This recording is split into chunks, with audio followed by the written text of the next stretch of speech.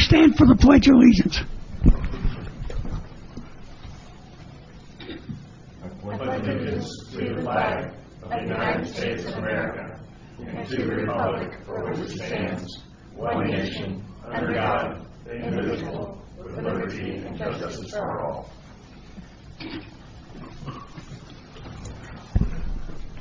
I just want to say if anybody's having trouble hearing me, let me know and I can always turn it back over to Mark, okay? The next regular meeting is scheduled for Friday, November 17th, 2017 at 9 a.m. at the Island View Restaurant, Sebring, Florida. Please silence or turn off your cell phones. Can I have a motion to accept the consent agenda? Motion to accept. Second. Any comment? Public comment? Chrissy? Supervisor Stiegel, Yes. Supervisor Branson, Yes. Supervisor Camp, Yes. President Gilpin. Yes. I'd like to have a motion to accept the action agenda. Motion to accept. Second. Any comment? Public comment? Chrissy? Supervisor Branson, Yes. Supervisor Camp, Yes. Supervisor Stiegel, Yes. President Gilpin. Yes. First thing on the agenda is resolution number 2017-1027-59. A resolution of the Sun and Lake of Sebring Improvement District approving district holiday schedule. Have a motion? Motion to accept. Second. Oh. Public comment? Supervisor Camp, Yes. Supervisor Stiegel, Yes. Supervisor Branson, Yes. President Gilpin. Yes. Resolution number 2017-1027-60. A resolution of the Sun and Lake of Sebring Improvement District to approve change order number 15 with E.O. Cook Construction Company to extend the completion date for the Public Works Facility project until December 15th, 2017. Any comment? Motion to accept. I'm sorry. I'll second. Any comment? I do have a comment. Okay. Okay. Only in that I just wanted to follow up with some conversations I had this week and understanding that all of the delays because of weather and other things, change orders and so on. And they presented us with a Gantt chart a while back. We've changed the date a little bit since that time, and I just want to make sure that we adhere to this particular date in the event that they don't meet the date here, that we start to incorporate that late fee charge on the daily basis. Okay. That is correct, yes, sir. Okay. Anybody else? Public comment. Okay, Chris. Supervisor Camp, Yes. Supervisor Stiegel, Yes. Supervisor Branson, Yes. President Gilpin. Yes. Resolution number 2017-1027-61. A resolution of the Sun and Lake of Sebring Improvement District approving the contract of McClure and Labozo to provide legal services to the Sun and Lake of Sebring Improvement District for calendar year 2018. Motion to approve. Second. Any comment? Public comment? Boy, this is working. Wow. Oh. Okay. Chrissy? Supervisor Stiegel, Yes. Supervisor Branson, Yes. Supervisor Camp, Yes. President Gilpin. Yes. Next on the agenda is a discussion of the Turtle Run Golf Course debris removal.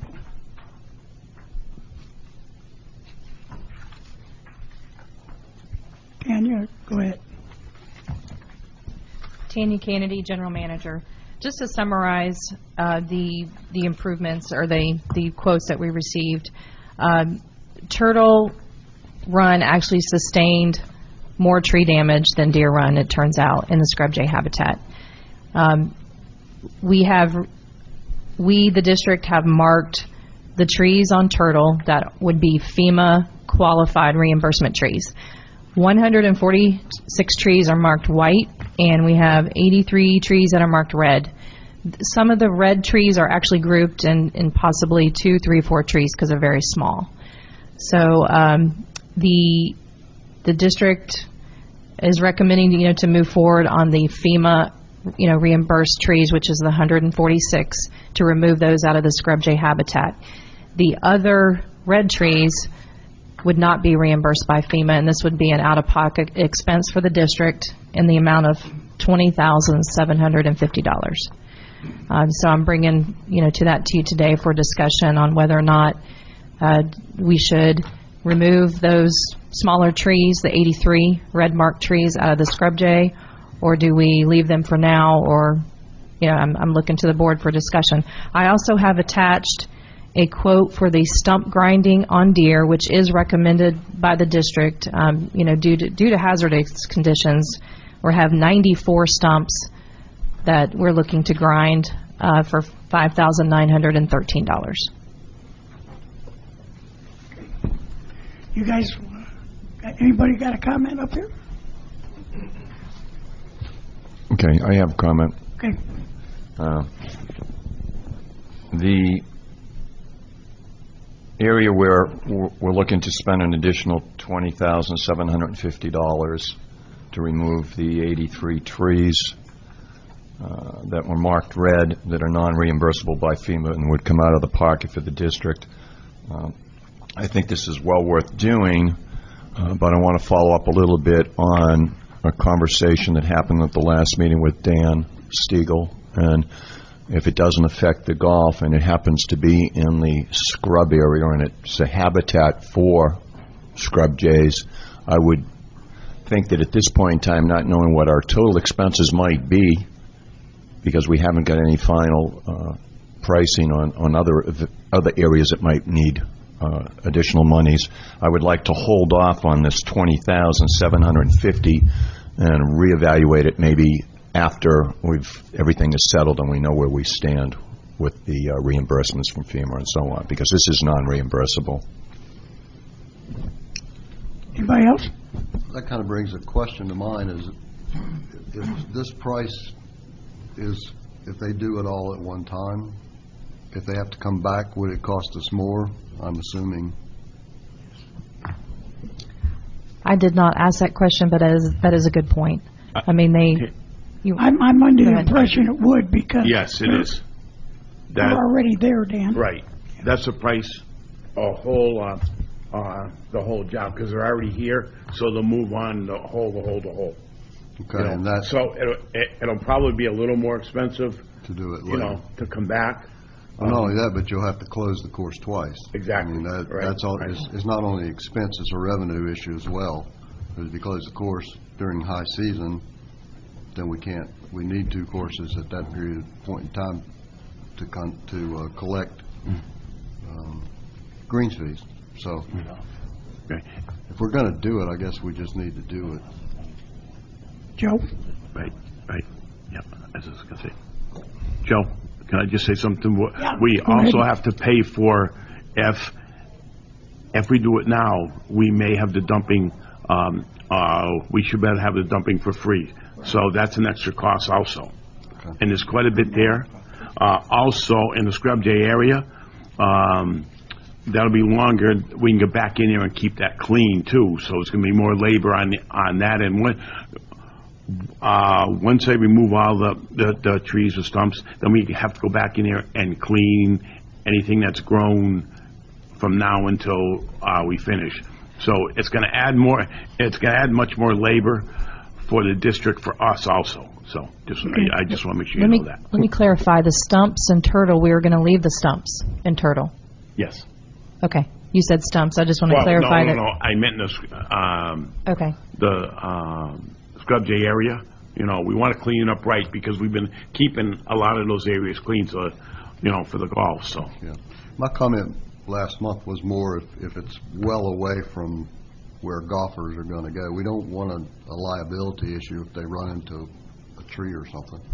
But if it's close enough to the golf course that we should take it out, then we should do it, I think. That would be my thought. Okay. Joe? So this quote includes stump grinding where it makes sense? No. No. There are no stump grinding on right now in Turtle. Here. The $5,000 or the $6,000 for the stump grinding is on Deer. My understanding was that this proposal for the work in the Scrub J area was to drop the stuff that was loose and could potentially fall, take down the trees that were irreversibly damaged, Right. but to not haul the stuff away because we're no longer using that as playable area. No. We are taking the stuff, whatever we cut up, we're going to take out of there and clean the area up. Right. Because a lot of the areas we've been keeping clean anyways in the Scrub J area. So. But we don't have to pay for having it hauled off. if Right, we do it exactly. now. Mm-hmm. I got you. Mm-hmm. And close the course again if we start all over Yeah. again. So. Okay. Okay. Well, I wrote this, yesterday I wrote it, and I looked where the reds were marked and where the whites were marked, and there were some trees way back in the scrub that, you know, weren't marked, and I was okay with them, way back and stuff, but Okay. my opinion, when I wrote, at first I thought maybe we wouldn't do it, but I can't see personally having the advantage of them hauling it out and them doing it when they're there, that we just don't go ahead and spend the $20,000 to do it. But that's only my opinion, but if we don't touch some of that, it's going to look and be in play for some of my friends that golf. Yeah. And you won't be able to get in there and clean it Absolutely. like you have. So And the Eastman, Michael, also the Eastman area, there are some stuff that, you know, Yeah. fell in there. So if we have to get in there as a district Yeah. for a leak or, you know, or somebody building a new home, you know, that's going to cost us more money. Yeah. I mean, this is a lot of money up front right now, but it's, you know, it's one and done. We're done with it once we get out of there. So I'm like Mark. I hate the idea of spending $20,000. But some of the stuff that's already cost us from this, it's. I just think it would cost the district more because I wouldn't be good with just leaving it the way it is. I mean, if we don't do it now, we'll have to do it in my mind later because it's just a big mess. So what do we do? Give you a consensus of what we want, or We'll just put together a resolution for next board meeting. You can vote on it at that time, once we have it all drafted up. okay? Is there any public comment? Go ahead.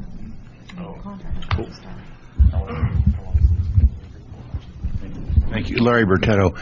Is there anybody, or anybody want to buy that timber? People come in here and buy timber from us. There's so much around the whole county, Okay. Yeah, but that is a good question. Shirley? Hi, Shirley Schumann-Allegre. I just had two comments. Mike, I'm in support of your thoughts on it.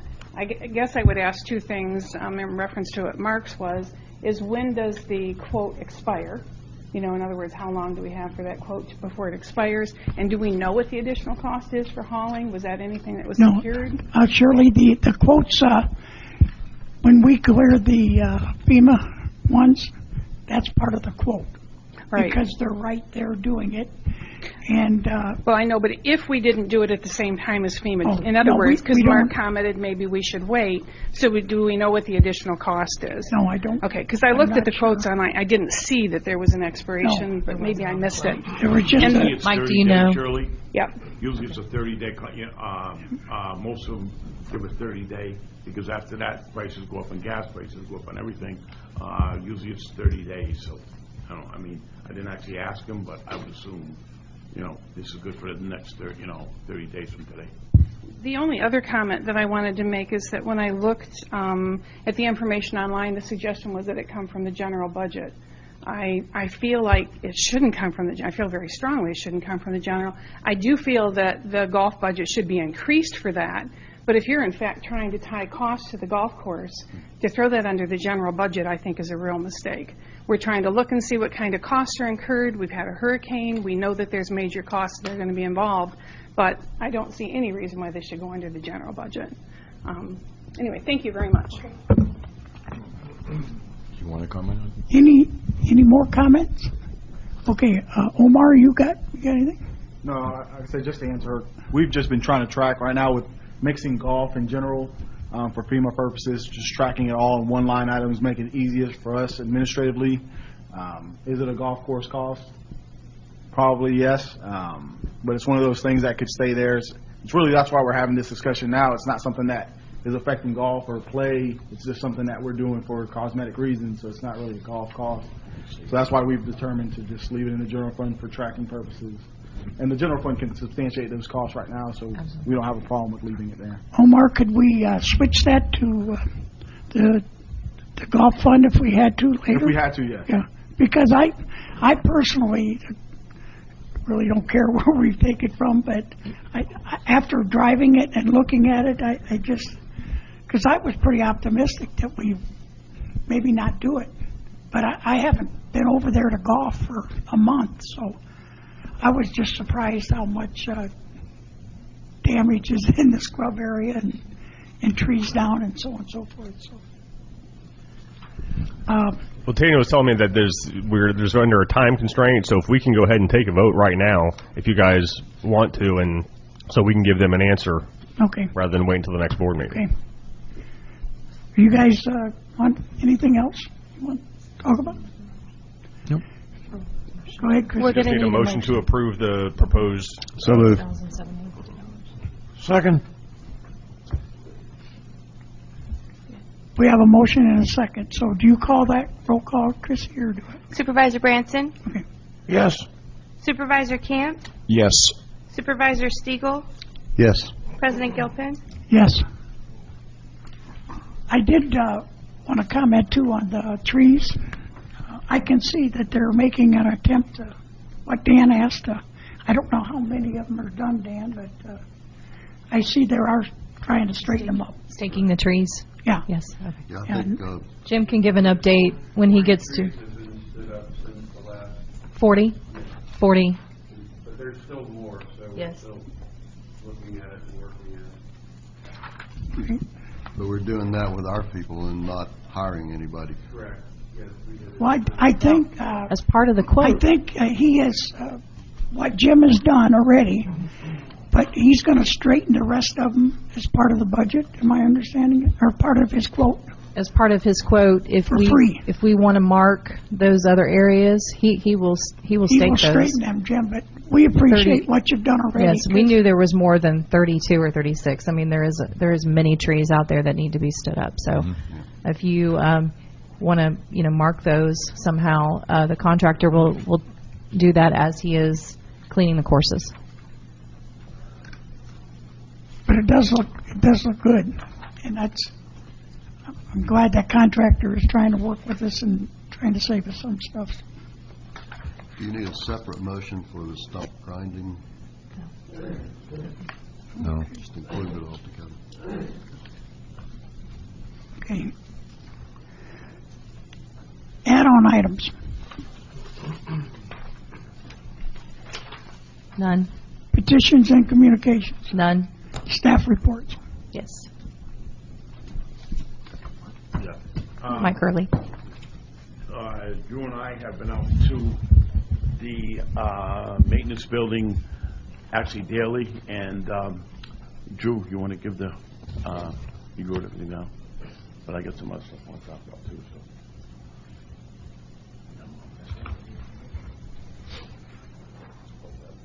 Up here. Just to give you all a brief update on, I'll start with the maintenance facility. It's a brief update on all the projects, the main projects we have going on. Everything's starting to move now since the hurricanes died down. All the subs have been more active, so to speak. The epoxy coating, I don't know if all y'all been out there to view it. The epoxy coating's down. It's completely dry. The final grading is complete for all the asphalt areas out there. The chemical wash in the fuel building, it's about 90% complete. The main structure's up. They're still finishing up the little chemical storage building. I think the wash and recovery system that's supposed to go in the rest of the area next to the fuel tanks, they're waiting on the power to get in because they have to run tests as soon as they set it up. Apparently, it only takes about a day to set all that equipment up, so they don't want to have it sitting there and not be able to test it because I think they're coming from out of state to do all the install. The majority of the irrigation is complete. I think they're just waiting on a few things to put the final heads in. The electrical work has been signed off from the building department. So now they're kind of just waiting on Duke to come in and hook the power up, which is the bane of the whole project, unfortunately. The bulk storage bin pad's complete. It's that flat pad out there that has nothing on it right now. It'll eventually get those bin blocks to keep the sand or gravel, whatever the district needs. The fire sprinkler contractor has been out there. I think they're still out there today. They're adding, I guess they had to add sprinklers on the underside of the 10-foot eave on the front and the back of the building.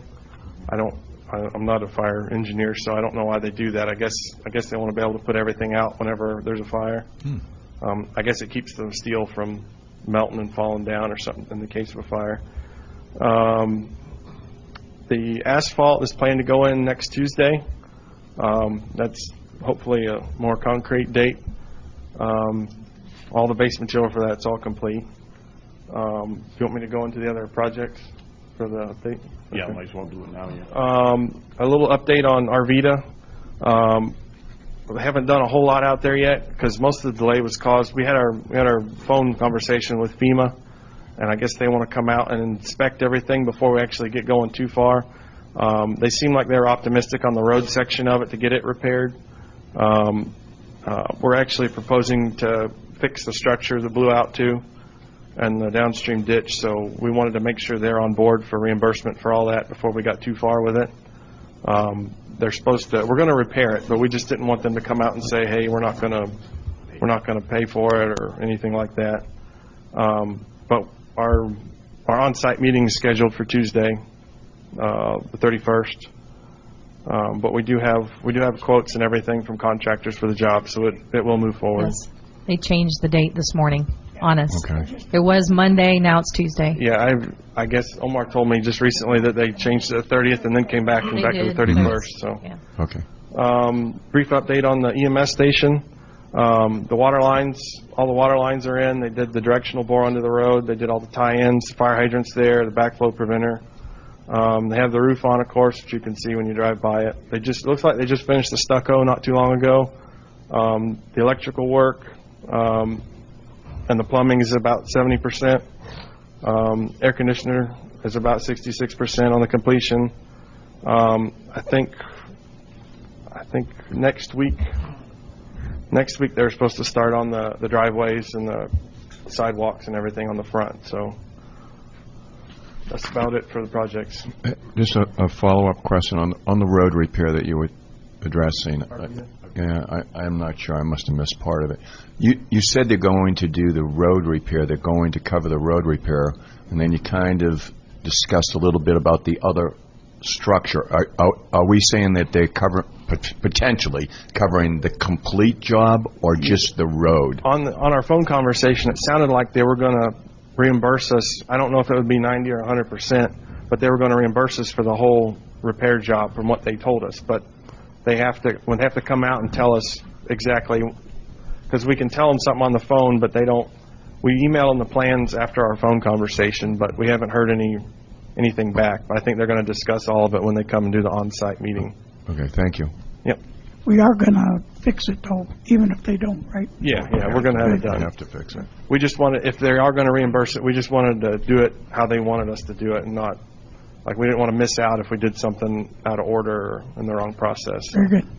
Drew, this repair for Arvita Road will prevent a future washout, we believe, the way that the drawings were designed. Is that a true statement? I mean, Correct. we want to prevent something like this from happening Correct. again in that area. So the reconstruction, you want to talk a little bit about that a second? Yeah. Underneath the road, what it is that we're going to be doing.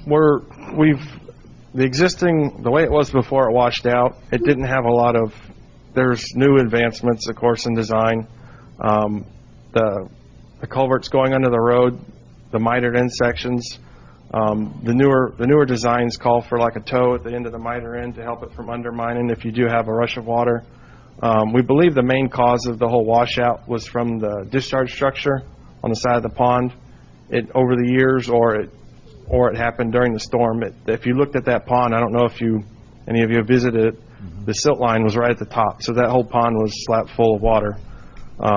With all that pressure, it was probably slowly seeping on the side of that structure, and then whenever it let go, everything went with it. So there was a massive rush of water that hit the miters, which blew out the road on the culverts. So what we're proposing to do is to fill that existing structure in and put a new redesigned structure in. It's like a big inlet, and we'll have pipes going through the berm instead of that wall sitting in the berm. That'll provide the same purpose, but it won't allow it to wash out. It has to go through that structure, and there'll be no berm and weir interface for it to wash out. So it's what the FEMA calls it's a mitigation design, so it keeps it from happening again, and that's something they can reimburse too. Okay, good. Yeah, the checklist for the maintenance building, Duke Energy's part of that.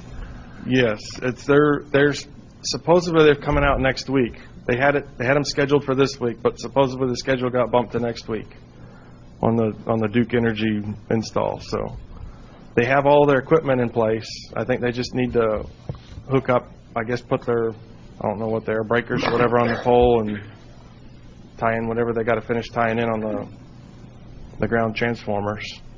So I don't think there's a lot of work for them to do. It's just they just need to come out and do it. Yeah, but they've been a showstopper before, so. Yes. We don't have anything more than a potential date at this point. No, like I said, they were scheduled for this past week or this current week here, and I guess they called and rescheduled. So unfortunately, that's the way they operate. Okay. Drew, as a side question, and I don't know if you can address it or Mike can address it, and I've looked at the drawings on Columbus Ave, the retention pond that's out there that's surrounded by that galvanized chain link fence.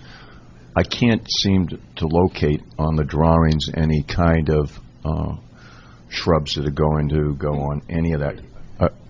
Are we going to be placing, at least on the Columbus Ave side? For the immediate thing, Cook, since we relocated that berm on the backside, we did have some screening for the fence. For the immediate purpose, we're going to put screening on that fence.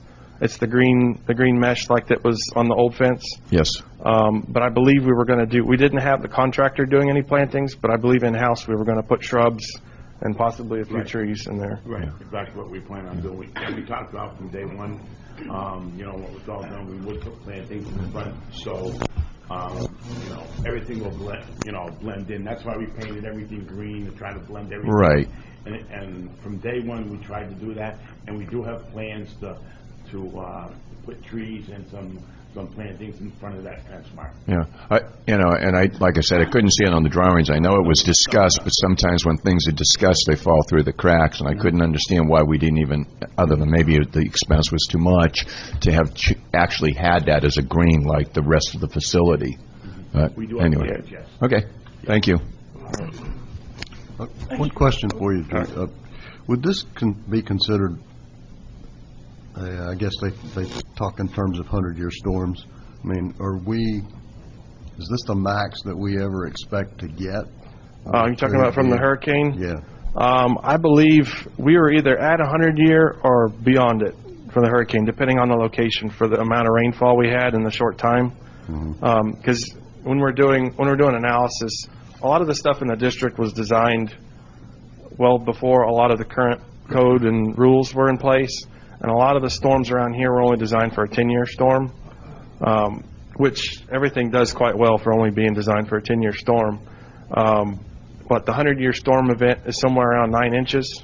And of course, I'm sure you've heard we've had beyond that in certain places in the state. And I don't know if we had any gauges nearby in the district that could tell us how much we had. But anything beyond that in that short period of time, it gets into I think they have data up to like a 500-year storm event. I don't know if we quite had that, but it doesn't take much more rainfall to increase how many year occurrence it is. So.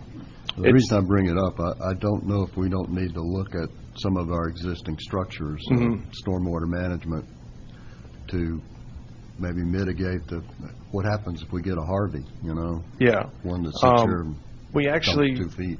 I worked with George here at the district and had him go check the other structures, and he said everything else fared fairly well. The only thing we had was, I think, some either wind debris or tree damage. Fell on a couple, they call them skimmers. There's a little aluminum or steel plates that sit out in front of the structure. He said that was the only thing that he noticed happened. So we fared fairly well with the rest of the structures. The reason I bring it up is I know in a couple of instances we have places that we need fill on the golf course or elsewhere. If we're going to do that, instead of buying it, we ought to, at least my thought, look at some of these existing stormwater management ponds and maybe deepen or expand them in order to get the fill. We could look into that. The only issue with doing that, if it's maintenance, we can do that. But if we go and start modifying ponds, then it requires a water management district permit provision, which we can do if it's needed. But there's a lot of treatment ponds in the district that are not actually going to ever be used to capacity, because there's a lot of them existing out west of Balboa, right. That they're never going to get developed out there, but they were designed with the intent of having homes. And there's a lot of environmental areas and conservation areas that are never going to get homes that actually are part of the permit too. So we can definitely look into it if we have like spot issues. But yeah, well, I was specifically thinking about Deer Run number 3. It's always a pond there every time you get a big rain, and when you get a hurricane, it's still a pond there. We're playing that as a par 3. And also we had a lot of water on number 4. The stormwater management pond on 4, actually, it has an intake in it, and then it runs underneath the road. It goes everywhere. Yeah, It seems to me we ought to be taking a look at that. Yeah, we can look into them and see if there's a structure, if there's an improvement we can do to the structure, or if we can do some conveyance improvements. I think that would help a lot for that. Okay, thank you. Who's next?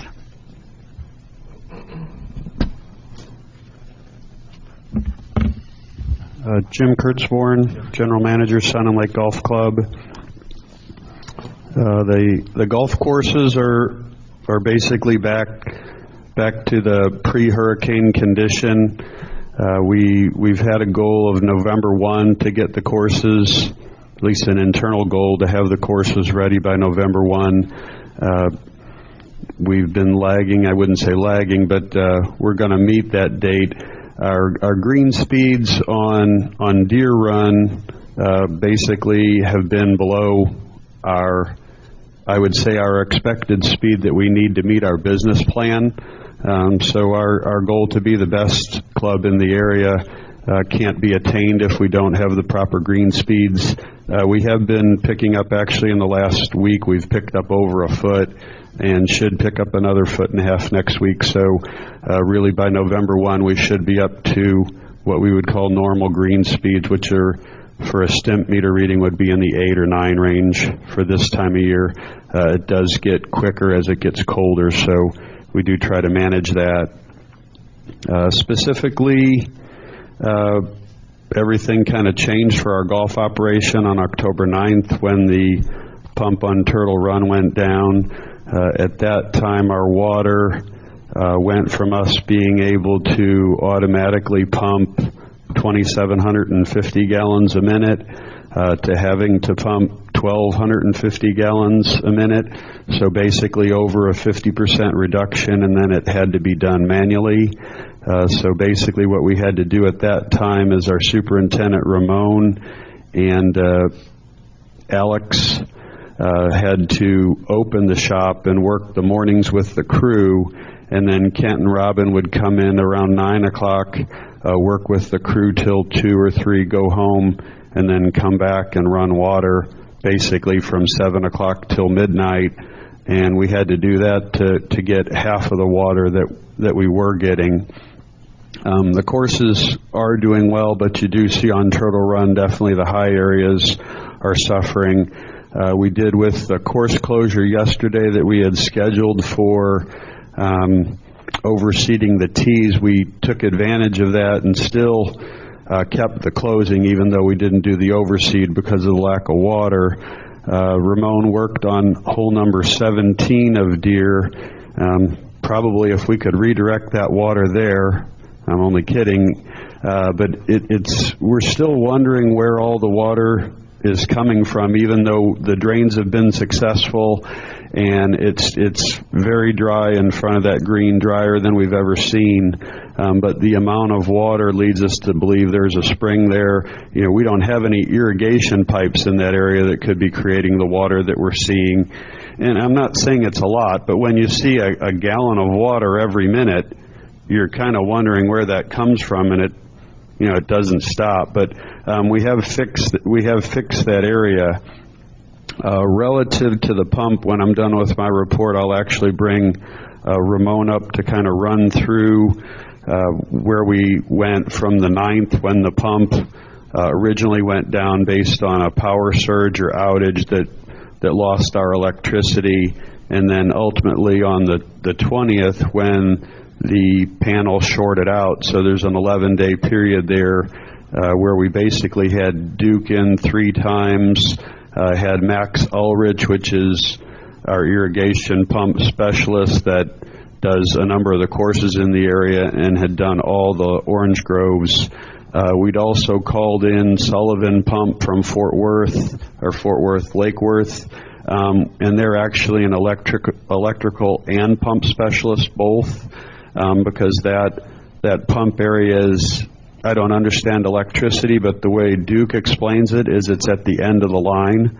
So that's like the last station on the line, and that makes us more susceptible to surges. So we brought in Sullivan to look at it, and then we also had Mid-Florida in 2 or 3 times with Duke, trying to analyze the electrical challenges that were happening to the panel. Right now, we've contacted immediately when the panel shorted out. We immediately contacted, I guess, what I would call the major players, in pump repair. We wanted to, since we knew it would be a large cost, we wanted to make sure that we got as many companies involved that were qualified as we could. So we contacted 5 companies, and as of today, we've gotten 1 quote back and expect to get another 2 or 3 today. Moving from the golf course over into our other operations, we went and visited our architect that's looking at remodeling / renovating our kitchen. Joe Branson is the board member that went, and Kevin Heim and myself went to Sarasota to meet with our architect and kitchen designer, and also to tour one of the clubs that the kitchen designer had done, for Kevin to see some of the setups that he had used to maximize the use of a small space to do banquets. It was a very beneficial meeting. It was definitely enlightening, and was definitely what I would call a promotional meeting for our kitchen designer. Extremely impressive. His name's C.J. Fishman. He came highly recommended to us, and I can see why. He's very talented.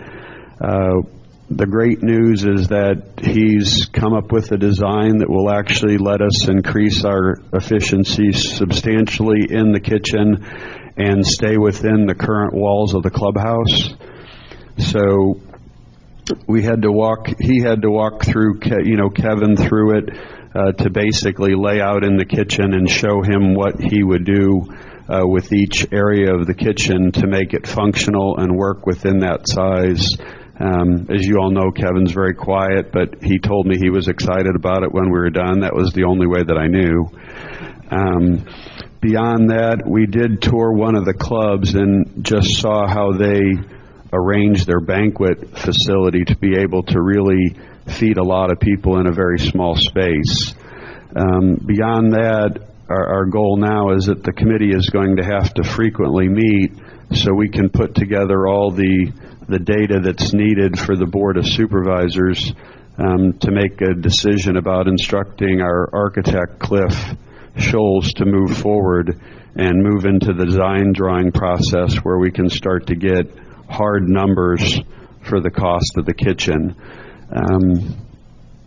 Cliff, I don't know if he called it a soft number, Joe, or what number he said, but, he expected that we would at least be able to save the money that he had allocated for the expansion of the building, which was $300,000, and hope to save more after CJ and Kevin got together and discussed how the kitchen equipment would fit and work, and then also whether we need all the equipment that he had originally budgeted or whether we can phase some of that equipment in. So all the electrical would be put in the ground, if we did this. So we'd be able to continually upgrade the kitchen by moving pieces in and out, and the electrical would be there.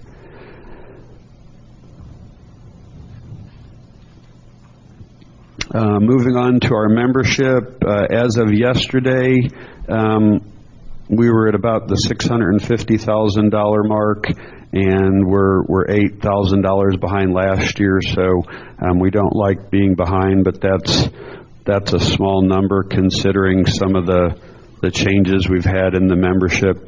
That obviously you don't particularly account for people not being able to play or passing away. But at the $8,000 mark, I do feel comfortable that we should be able to close that mark. It was nice to see we did just have a new member sign up today who had bought a home, and both were active players, so they definitely seem to be qualified candidates to become full-time members after their free membership expires.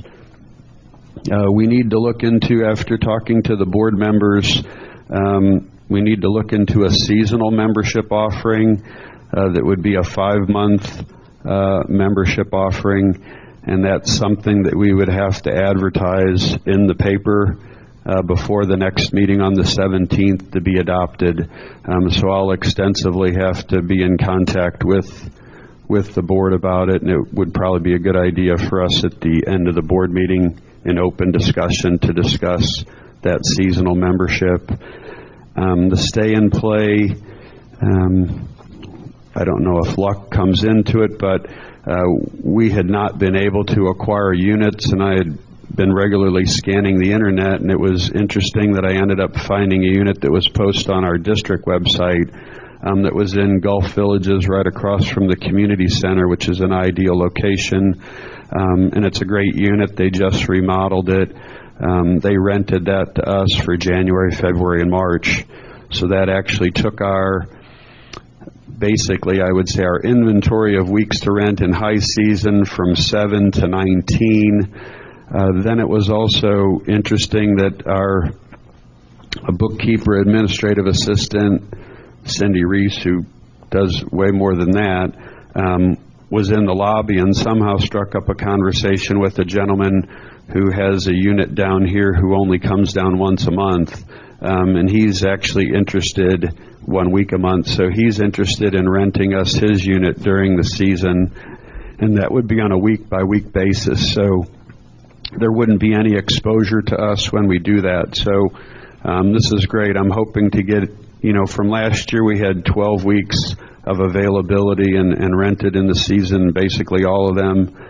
This year we're going to get up to double that, so that would be great since that was a great program, generating actually a home sale here, and then actually it generated a home sale on Lake Jackson, and I'm hoping, to get a lot of play out of that member. Beyond that, we're working with one of our marketing groups is Golf Life Navigators. It'd be interesting if you Googled them on the internet. They're the only firm or the top firm in the country that actually tries to match up people that are looking for a golf club and a residence with that. They currently have 8,000 clients, and we're going to work with them on a national campaign. Our membership with them is $1,200 a year, which is a huge value. For the month of November, they're actually going to advertise our Stay and Play program in a raffle, where we'll give away one of the unused weeks to one of their people. They say usually that generates 200 to 300 solid leads that you can follow up with and further promote. So first, it's going to promote the Stay and Play to all those people, and then second, it's going to generate those leads.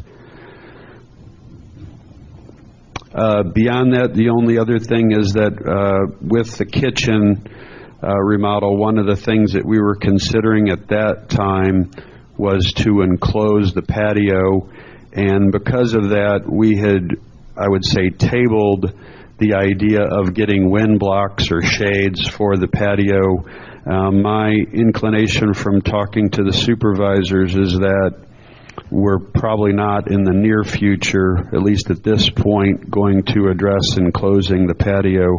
So we're in the process of getting bids and possibly would need a capital request to enclose the patio with blinds. So I'll further research that with the supervisors and see if that's something that we'd try to get a budget amendment to do, depending on the scope of it.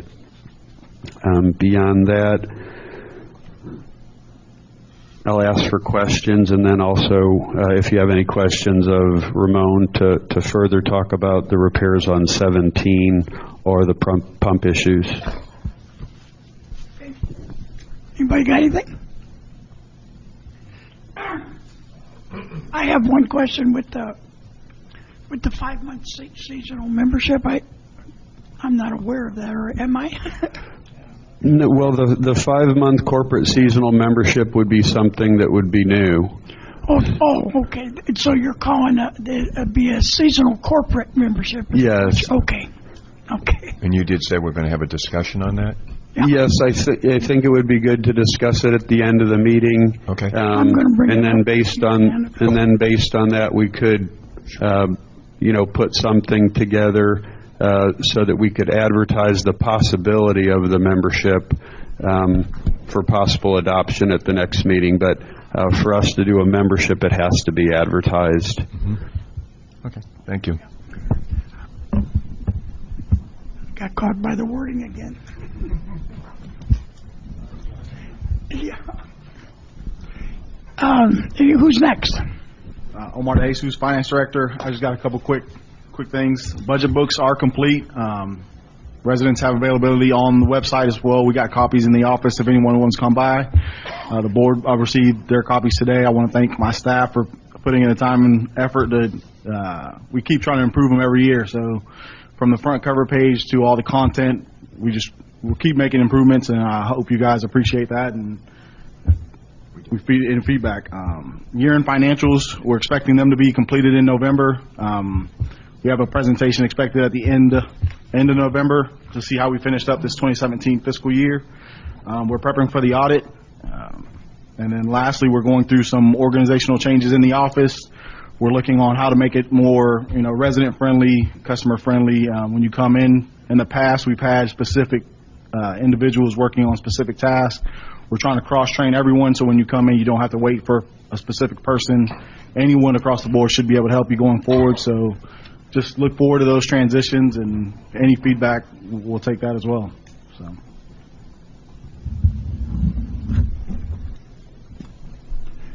Anybody else? Any other questions? Any public comment on what we just heard?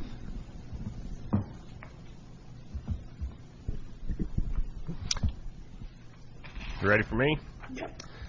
Well, I don't have a lot. I checked the second DCA website this morning before coming over, and there has not been a single change in the Ayala matter since we last talked.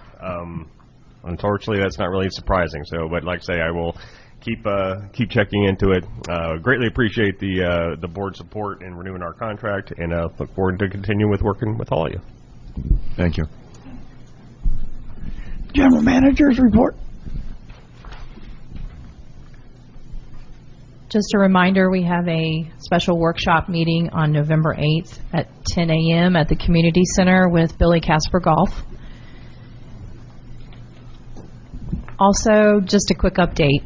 The district is starting to look normal again. I mean, finally. In talking with Phillips and Jordan yesterday, they will have hit every street with a residential home in the district. They say by the end of the week, so I know that their crews do work 7 days a week. So that means that they have made their first round of debris hurricane cleanup, and this is just vegetation. Okay, our golf course debris, we should see them starting to pick that up in the next few days. I would anticipate by Monday. I asked them if once they are ready to start on the Turtle Run debris, call me. The driving range may be affected by this, so we may have to close the driving range because of the location of the debris. The location is not on the road, and it's not on the access road, so it's not on Columbus. The trucks would actually have to drive up into the driving range to pick up the debris. So it won't be for very long. I mean, our crews, I think we could have a couple people over there if we needed to help them and assist them in that process. So I told them, I said, let me know as soon as you get here. Don't drive your trucks up and start cleaning the debris on the driving range. It would be very dangerous for their crews. So that's an update. After the first round of vegetation pickup is finished, they plan to go, they're starting their second rounds here in the district.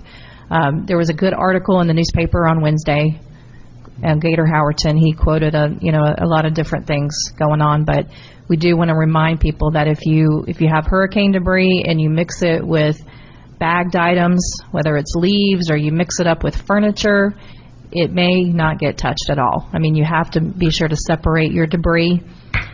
Furniture, mattresses, and things like that is a non-hurricane item. That is the responsibility of Progressive Waste, which is the county garbage hauler. So, and there are limitations to that. If you go and you empty out a whole room and you put it on the side of the road, they're going to only limit it to 2 yards. So you have to be vigilant of that as an owner or as a renter. And we have seen massive piles of furniture that have not been picked up, and more than likely it could be because the county is limited or they even missed that week. But I know our code enforcement has contacted Progressive to give them addresses of places that have been sitting for a while. So it's really up to the owner or renter to do that too, but we haven't seen that happening. So anything you want to add to that? Not yet. No, it's just what Tanya said. A lot of the stuff that you don't see picked up is because they throw extra stuff into it, and they just go right by it. I mean, it doesn't matter what it is, if it's a pillow or a bag of leaves. If it's inside that debris, they do not pick it up. We actually have been stopping in houses and either knocking the door, or we even been moving stuff out ourselves. So the only way that we're going to get everything picked up is to not mix the trash. So, and that's where we are right now. Michael? Mm-hmm. At the last meeting and at multiple prior meetings, there's always questions that come up about code enforcement. Yep. Of course, we upgraded some, or are in the process of upgrading the code enforcement rules and regulations. One of the things is that at the last meeting, Bill Jackson had actually asked that somebody take a ride over in his area, and I did that multiple times actually because I wanted to see it at different points in time. What what is your idea, how we can put together a program that at least notifies these people of the code violations that they have? There are multiple violations going on. They're continually going on, and that's not the only area. And I know your guys are out there working. Do we need, and I've asked you this in the past, do you need additional people to put out citations and things of that nature? It is continually happening, and you're talking about knocking on doors right now where people are putting out refuge and other pieces, and you tell them about it, and they still leave it there. And if you're a neighbor and you're living next to that, something needs to be done about it. And I'm not quite sure what the answer is. Maybe you have some ideas. Well, in the last 3 years, I went went back 3 years. We have 2,800 citations that we've given out in the last 3 years just in this area. Most of it is parking on grass, trash. It's really education. But one of our biggest problems is renters. When people rent, say they move out, I can actually tell you who's moving out on the 1st because they just throw everything out in the road. And it doesn't matter what day it is. They could care less because they're leaving. We contact the banks, we contact the owners of the home, and the first thing they tell us, well, I'm getting new people in, I told them to put it there. We don't really have a way to find the owner right now because it takes so many days to do this. It takes 21 days to actually do all the paperwork. It's really education, knocking on doors. And, Saturday I picked up 6 mattresses myself. I was right. Well, you were right. And they weren't even in front of homes. They were on vacant lots, and I had people calling, I got a mattress, I get this, I get that. I can't leave them, so I just go. I went, got the truck in, and loaded it and brought it down. And it's costing us because we put them in the dumpster. Where else do we put them? But it's really education, Mark, and we send stuff out. Tennille sends stuff out on, our biggest problem is people that rent, I think. And how do you find a renter that's gone? Okay, who pays the assessments on these rented properties? The owner. Okay, so you have a method of getting in touch with them through the assessment. Is that not true? Of course, yes. Okay. Now, bear with me one second, and I'm just trying to look at a solution to this. When you send out an assessment, you also send out code enforcement violations and fines, and you attach an interest rate for delayed payments. Well, we don't do the interest rate. They do. Okay. I've seen the bills. Okay. Yes, there's interest. Yeah. And so I'm guessing that either these people are delinquent, these owners of this property, not the renters, but the owners of the property are delinquent in their assessments, as well as all of the code violations that they've encountered, as well as any additional penalties. So I have to believe there's a way we can get to these people. And so it's not it's the renter's fault, but it isn't the renter's fault because we can go after the homeowner. We have that ability. Right. And we're not doing it. Well, we do. In the last 3 years, we have collected $54,000 just on fines. Okay? See, the problem is they do it, we cite them, they'll fix it. Right? So we give them the 21 days, they'll fix it. But it's repeat. There's a lot of repeat offenders also, and they know the rules and they know the laws. But I would like to see it change that we can fine them just like a speeding ticket. When they do it, we don't have to go through the whole process of taking the magistrate and everything.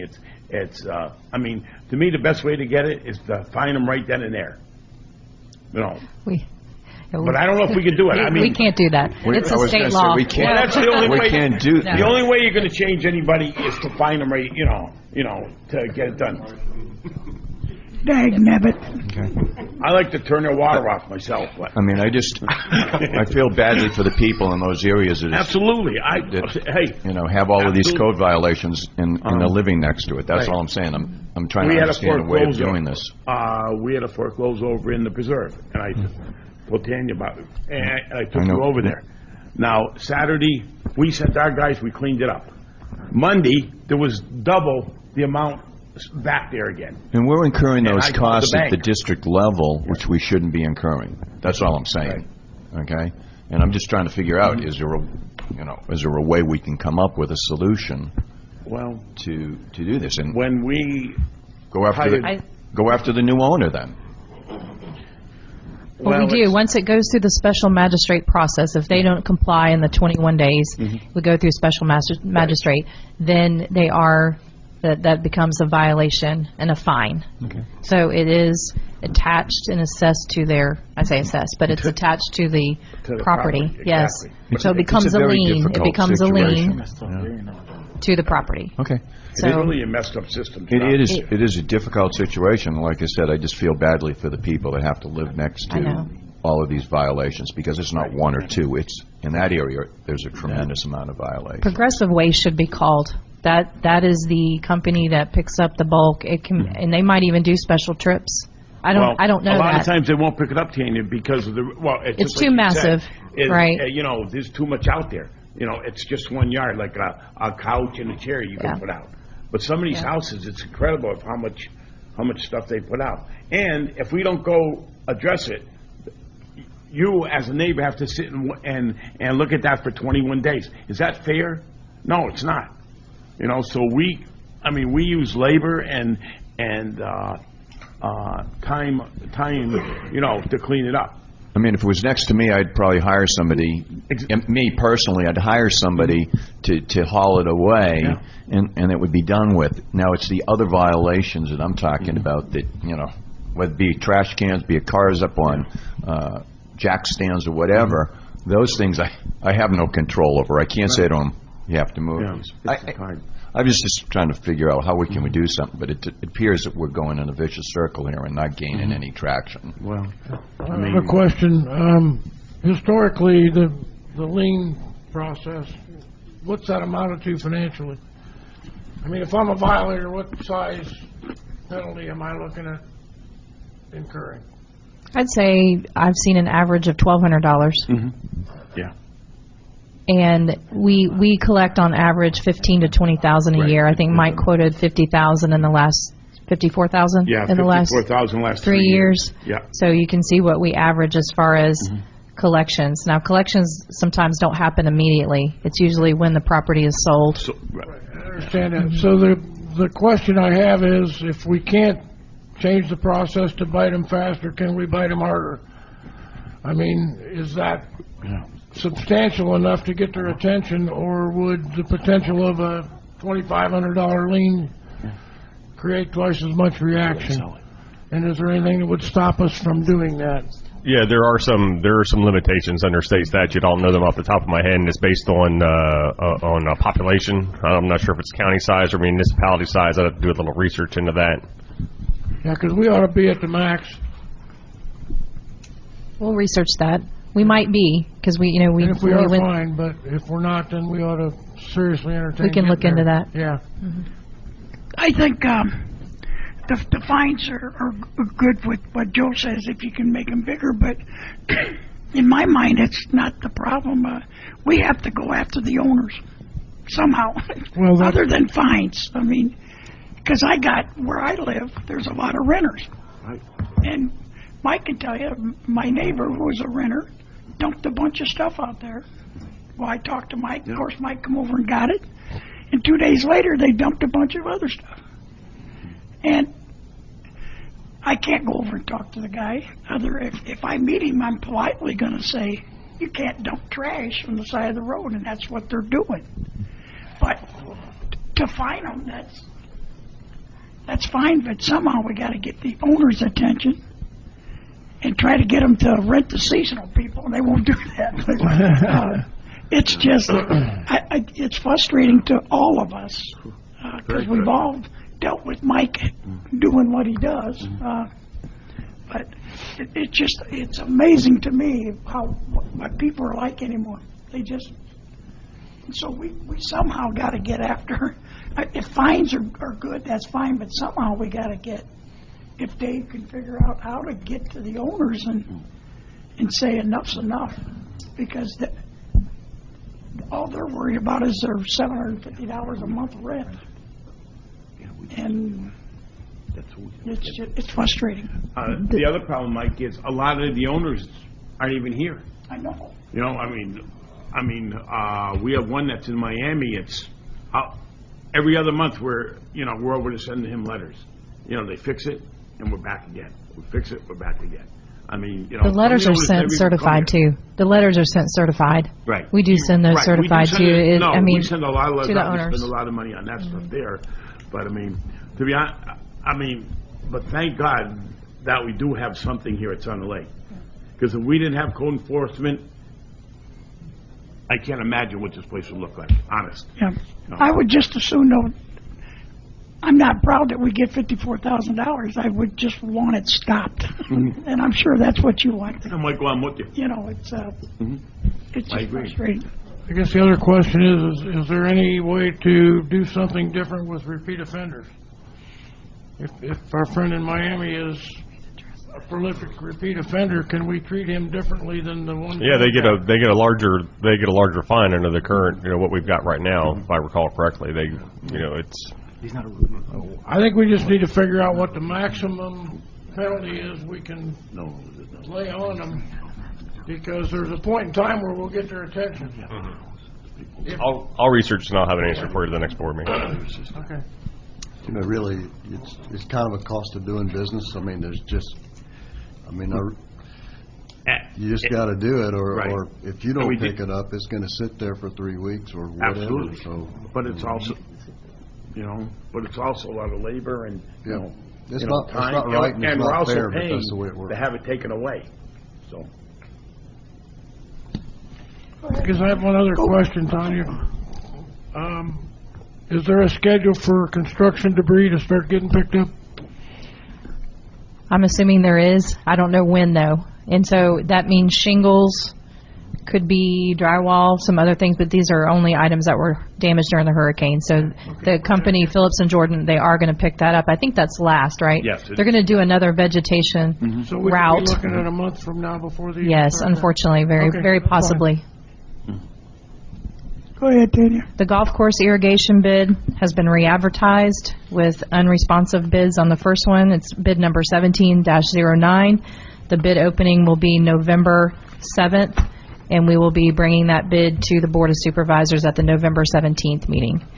The water plant electrical upgrades bid opening is October 31st, which is Tuesday, and we will also be, bringing that to the board at the November 17th meeting.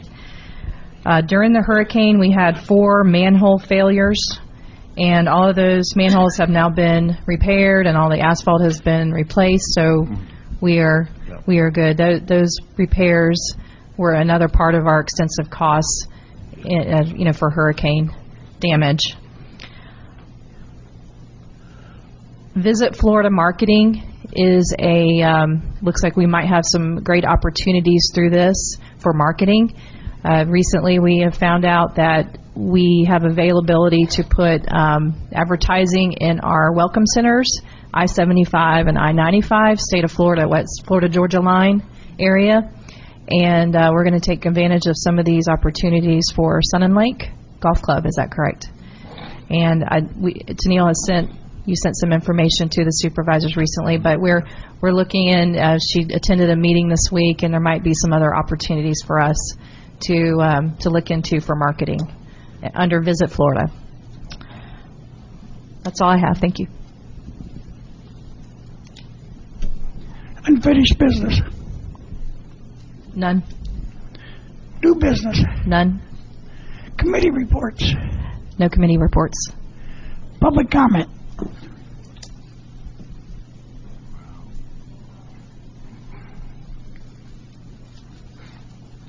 Shirley Schuman Allegre. I'll be very brief. In reference to the comments regarding the citations and assessments, I think one of the most important things is consistency.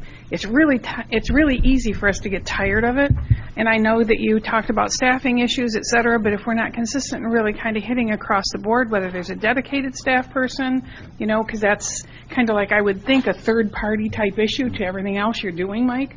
And then timeliness, if we can get on top of the timeliness. I like the idea of being able to go for the maximum penalties, but, you know, do we really have staffing sufficient to be consistent across the board? Because I think that's what a lot of people's complaints are.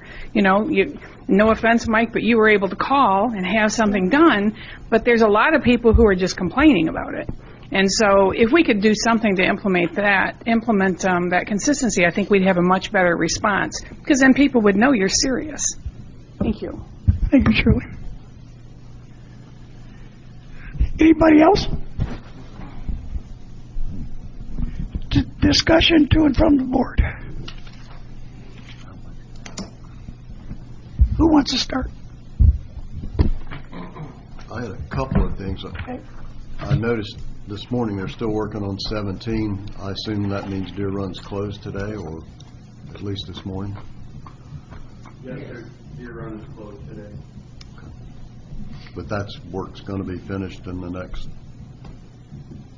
Yes, we'll be opening tomorrow morning, and it's dried out the area. That'll be all finished, and the sod will be replaced. We're also top dressing the greens, which should help us pick up speed, along with watering all day today so that we can water turtle all day tonight. So we're very hopeful with the weather prediction that, you know, we're going to get full water on turtle last night, tonight, and then, you know, most likely they're predicting 100% chance for rain Saturday afternoon. So that would be good. So the pump is functional again? The pump on Turtle Run is not functional, no. No, we have two pumps and they're interconnected. So basically when one of the pumps goes down, we can still run the system with the other pump. It just puts out less water, so you have to change your heads that you're running. So instead of being able to run, you know, let's say 15 heads on both golf courses, you can only run 15 on one. So it greatly, and our smaller pumps down, so we have 150 horse and a 125 horse. It's our 150, I misspoke there, the bigger pump's down, the 150's down. So we're pumping less than half the volume, and then when the deer pump has to push the water to turtle, it even decreases less. But luckily, you know, if we were an 18-hole facility, we'd be in quite a fix.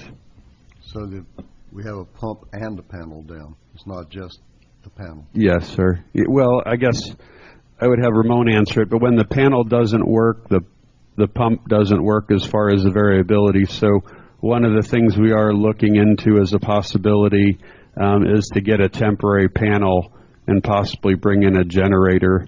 There's different fixes for the pump on turtle that are intermediate. You know, we could actually bring in a panel and do a clay valve and get immediate water that would work, but it's about a $12,000 price tag for the 3 to 4 weeks that we'd have to wait. And so we're going to avoid that by trying to work with Andy and change some play, you know, cut off the tee times when it's 2 o'clock, so we can really start getting on the water there on turtle. Because deer we feel like we can keep up with. You get more pressure, higher organic contact in the soil. All those things will help us kind of hang in there on deer, but turtle is the problem. Is there anything you would like to say, Ramon, about the pump?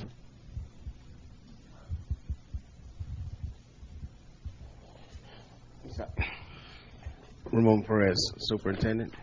Good morning. Good morning. We can operate as we are. We need the help, you know, with some rain.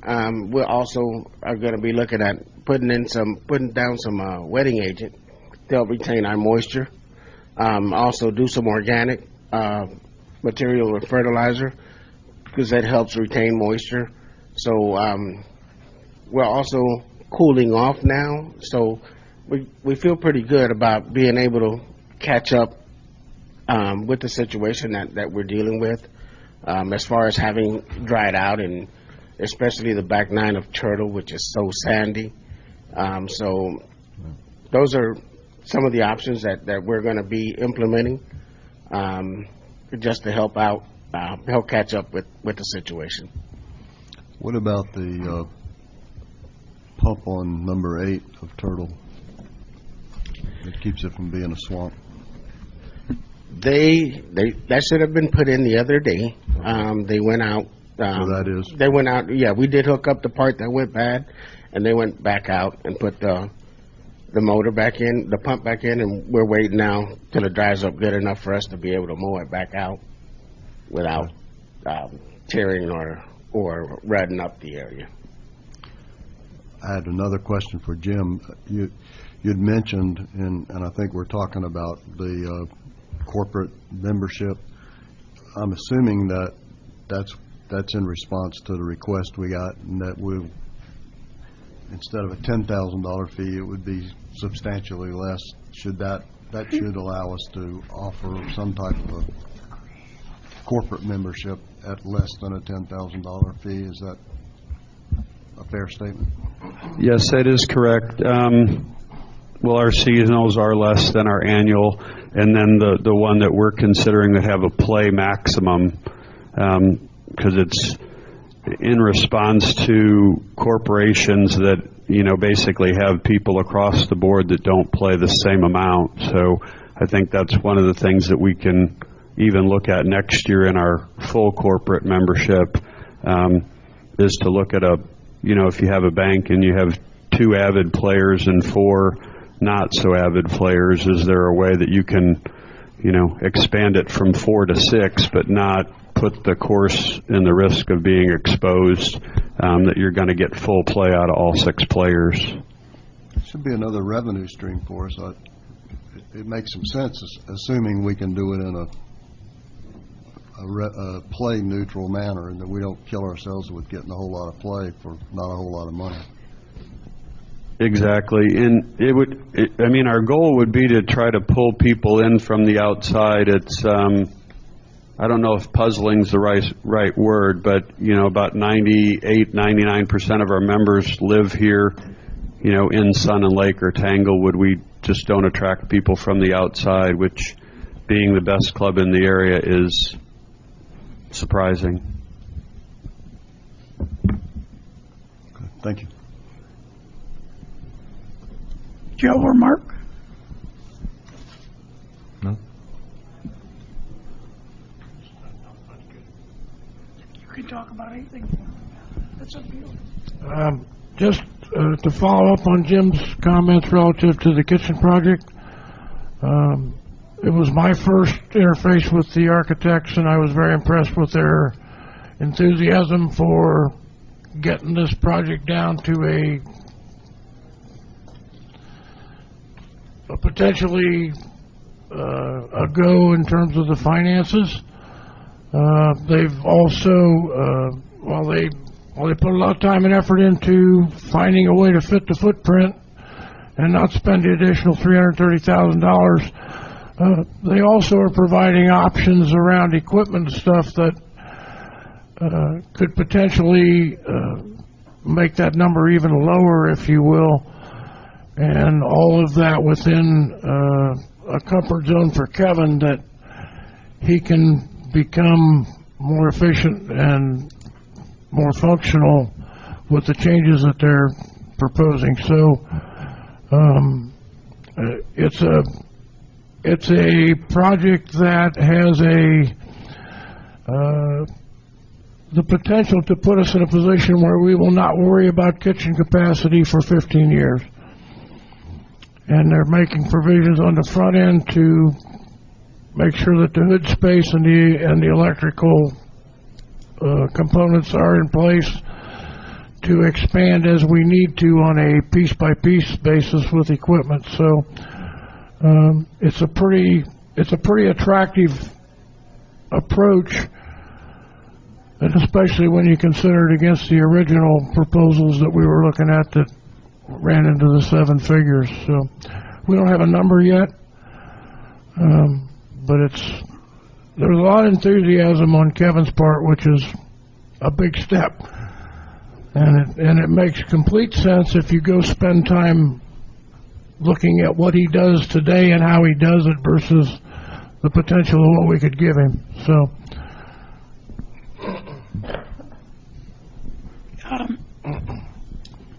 I noticed that, and it's in the 5-year plan for next year's budget. Is that correct?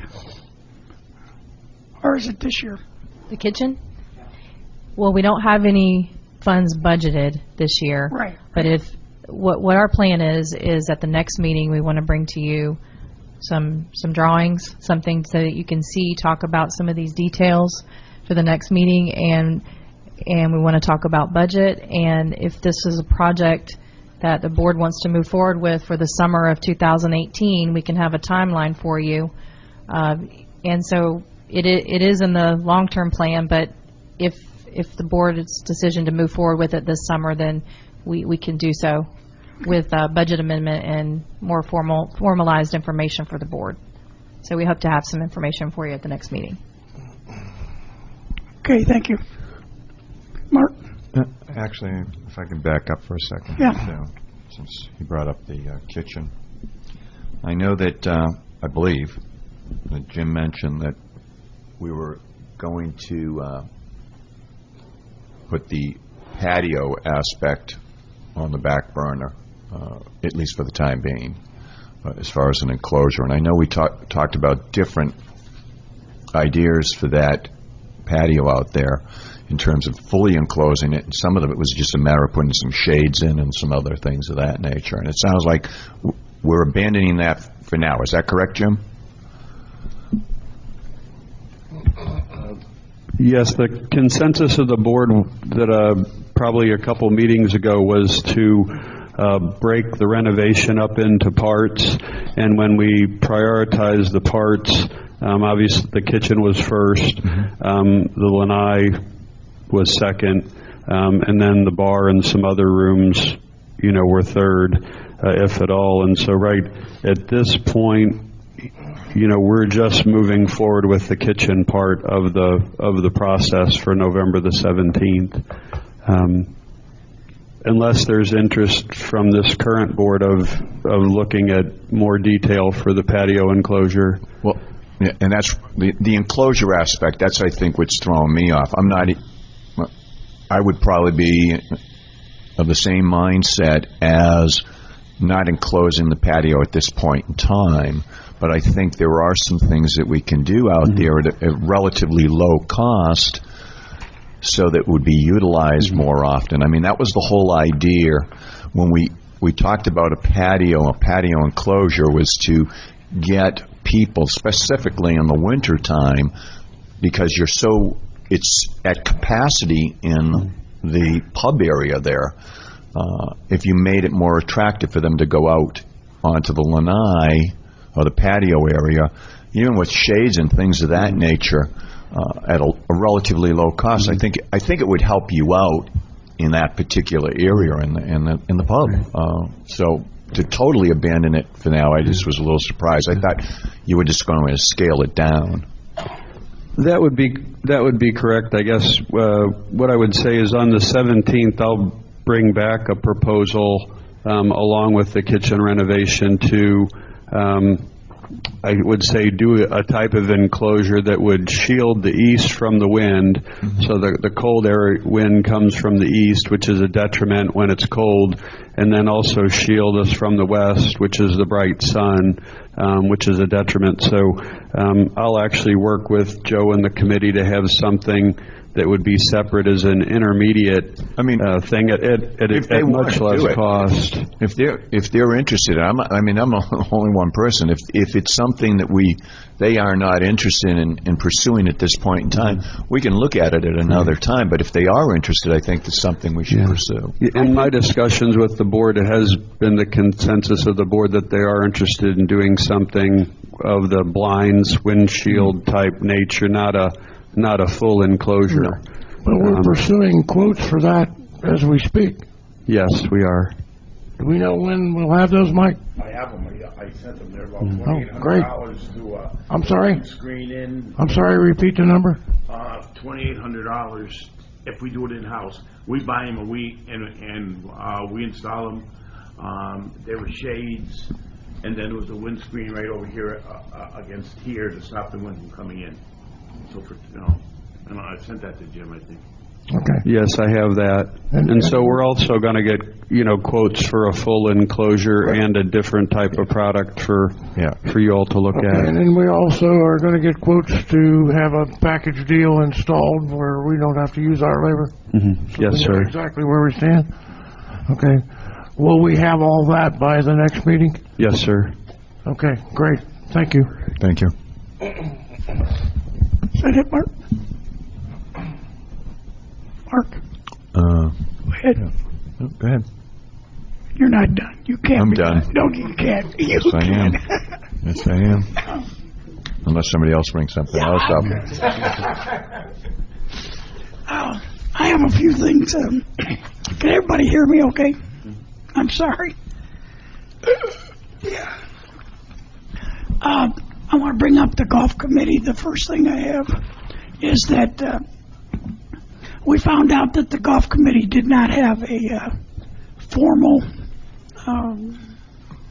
what's the word, Daniel? Formal approval by the board. Formal approval by the board. So what I'd like to do is somehow ask them, if you guys are in favor of this, is to get it formal. And I don't know if you guys have any comments about it, but it just, I don't want anybody to have anything to come back and say that it wasn't done properly. And it wasn't. It's one of these deals where one time our president didn't have the support of the board and went ahead and did it anyway. So when it comes down to committees, there's basically two types, and that is how it applies to the Sunshine Law. There's if the board forms a committee, and that is anything other than information gathering, it has to be a Sunshine Committee, which means the notes have to be taken. It has to be much more formalized. The board is allowed to appoint basically a fact-finding or information-gathering committee, where that's all it does is it gathers information and then delivers it to the board. But if there's any sort of decision-making, if there's any sort of weeding out, we're not going to, we've gathered this information and we're not going to present this to the board, that becomes a Sunshine Committee. So if the board's wanting to create a golf committee, a formalized golf committee, my recommendation would be go ahead and make it a Sunshine Committee so that we don't have to worry about how that's being Is that by monitored. definition? Is that by definition an advisory board then? I mean. Correct. Yeah. Yeah. Mm-hmm. I was the chairman of the golf committee, and that's one of the things I really tiptoed around is let's make sure that we don't do anything wrong. The issue, for me at least, was, and still remains, is we're going to do this, we need to do it right. And secondly, before I would say we need to form a golf committee formally, we need to see the charter and what they're going to do and make sure, is it a Sunshine Committee or is it not? Because we just don't need to be there otherwise. So, to me, they need to give us the charter that they want it to be, and then we can go yes, no. And there is an existing charter. I don't know if you've seen it. I wrote it. Dan wrote it. Talking to David, I know you wrote it. I want to say that I've seen it, but I don't know that I've spent a lot of time looking it over. I just think that I'm aware of its existence. So I guess if you can look at that and tell us that it conforms to a definition, whatever that is. And then we have the golf committee look at it then, right? Yeah. We might as well get it, what they want. Right. And then we approve it. Yeah. For whatever it's That's what worth, I'm I think the golf committee brings value. And I've been on it. It does act very much in an advisory capacity. and there's no financial impact that I have ever been aware of. So, I support the existence of it 100%. Yeah, I don't have a problem with it. We just need to make sure we do it right. Yeah, and I clearly support it because it offloads, the small things, a lot of the small things that would come to the board that I don't think the board should be, quite frankly, involved in. Yep. But I just don't want any problems, so if we can get this straightened out. So as David mentioned, two types of committees, and I believe the golf committee has been a great communications tool, and it's not necessarily, I use a fact-finding. I mean, it is a way that golf staff can bring communications, to the committee. I don't know if it's acted like an advisory committee to the board, though. You know what I mean? I mean, there's no formal, and no one up here standing to the board and acting in an advisory capacity. But it is more of a communications tool, and just making it more formal. But what you're saying is the board would have to determine, should it be a sunshine or should it just be more of a fact-finding committee? Correct. So there's two types. And I'll review the charter and see what it says, and I'll make recommendations. If you want it to be anything, if we want it to be strictly information gathering, then we can do this. If we want to make it a more advisory committee, we can take this approach, and then the board can make a decision on how they want to work it. What do you guys want to do on that? No, I think that's perfect. Yeah. The only issue, it really doesn't report to us or say anything to us. It really deals more with Jim than with anything else. So I don't know that it's something we even need to be concerned with. But if we do, we need to do it correctly. Yeah, because he's the conduit to the board. Right. At least the way I read the golf committee setup and everything. He's representing Casper, and he can come to the board if he has something specific. Well, and the thing that you need to understand as well is that if the golf committee is going to have any sort of power, if it's going to have any decision-making capabilities, where they would say, we're going to take a vote and we're going to do these things, as opposed to, which would be removing power from this board. And so if anything like that happens, it has to be sunshine. Right. That's the way I understand it, and that's the way I tried to write the charter, but you probably ought to review it. Yeah. And we can let your definition work, but the other comment is it has become more and more accepted by the membership, and it has truly become a channel for the membership to communicate concerns around golf. I mean, to a committee of golfers that care. So it does, again, it has value. Well, do you want to give him a direction, guys, of what you want? Well, I think that David said he was going to look at the existing charter and then try to decipher from there what direction we might want to go. And at the same token, I would think he would get together with Jim for a few minutes to see how Jim wants to work with the board. And I think that's, I could take a consensus, if we want to take a consensus right now, as far as the question is do you want to give the golf committee, any created golf committee, power to make decisions that would otherwise be yours? No. Okay, No. So there's going to be what I will focus on is an information and gathering purpose, and then the way it will work is the golf committee will have discussions with Jim. And then when, at these formal board meetings, if there's decisions to be made, Jim will bring those to the board during committee reports, and, so we're going to focus on information gathering purposes only and have it where the board, where that committee will report to Jim, Jim will come and report to this board at the board meeting. I think that's ideal. That's good.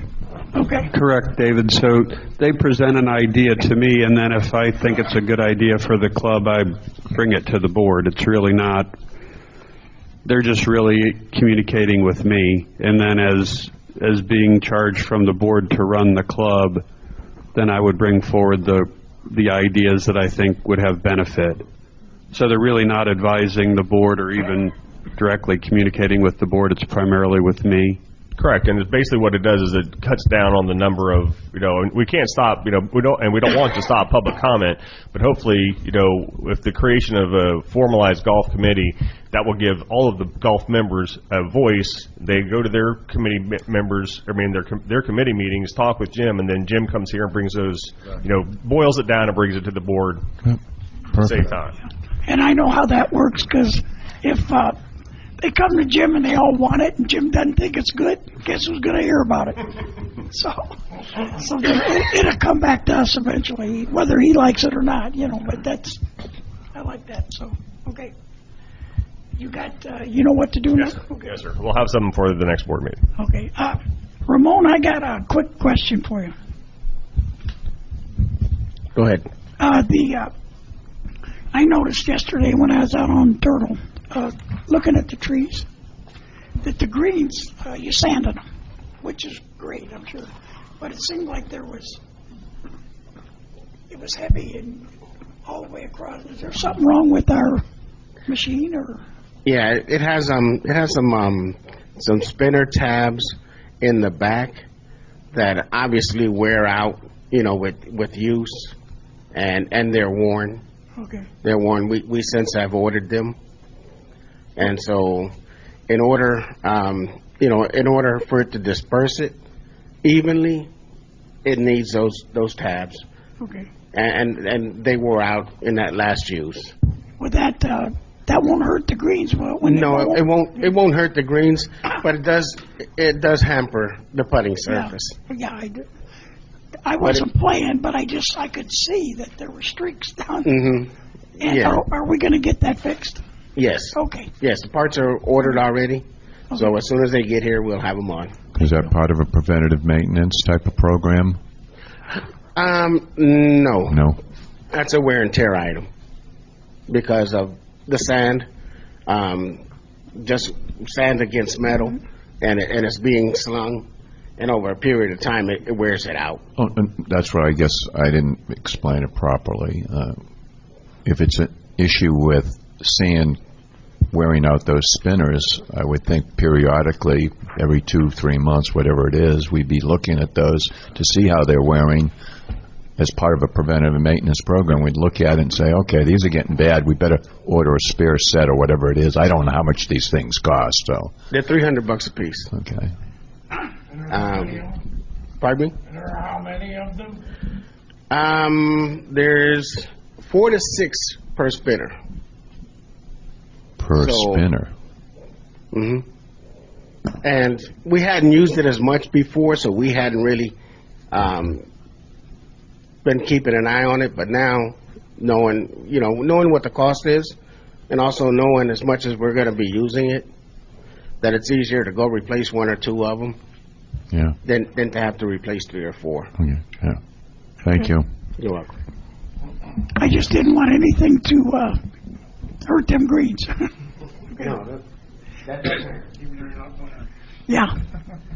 Okay, the next thing I want to bring up is the price on the outings that we have. And I think it's just something we can work on, but I wasn't aware that there was flexibility or that Billy Casper could negotiate. And I don't mind the negotiation part, but there's got to be a bottom to the negotiation. And what I want to do, and I'm sure it's something we got to do for next year, right?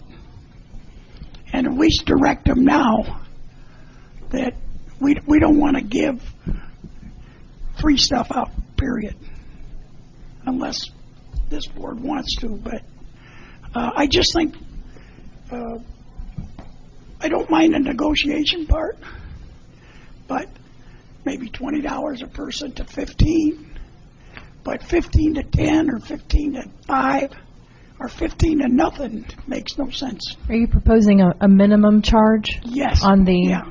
And then still let them adopted rates? negotiate. Still let Billy Casper negotiate, but and I know this come up because of the Veterans Tournament, but there's other great groups that use our facility, And it's just like the problems we've ran into the last couple of years. There's some things for some people and some things for not. And it's not us making decisions. It's somebody else, and that bothers me. Because then I have to answer to the community for what somebody else decided. And I don't mind answering for the five of us, but it just gets so.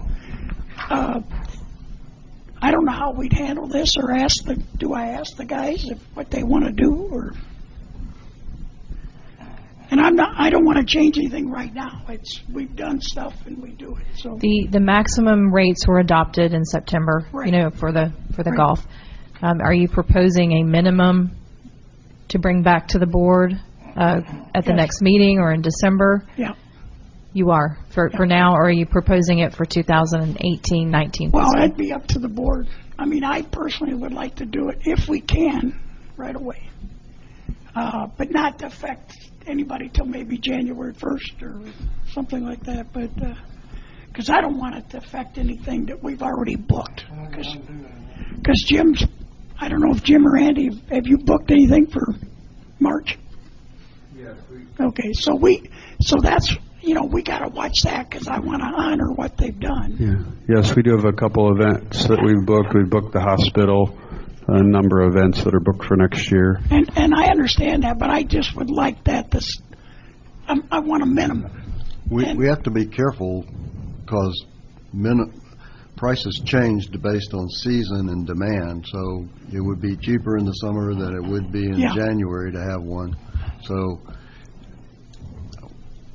we might need to think about that one before we jump off the cliff right now. Yeah, well, it's something I can't talk to you guys, so Yeah. No, well, I mean, other than general direction from the board, you can always look at it as a percentage of your residence rate. So since that changes as the season changes from roughly 42 to less, to half of that. So, just for example, if you said 50, your bottom was 50% of the residence rate in the summer, that would roughly be $10. In the season, that would roughly be $21 or $22. But we can definitely discuss it. But that's a valid point. It's very different in the summer, where you're bringing an outing in a lot of cases compared to nothing, Right. as far as that would be, as opposed to the season where you're evaluating what your outside play would be on that day opposed to what that tournament would bring.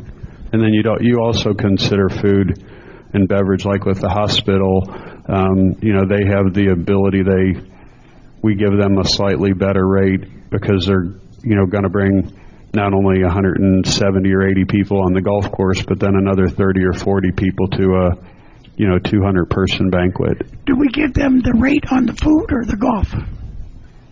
Well, it's really a package, and we're working all of our rates because, like with the hospital, when their numbers decreased, so they were taking 2 golf courses and bringing us 210 people.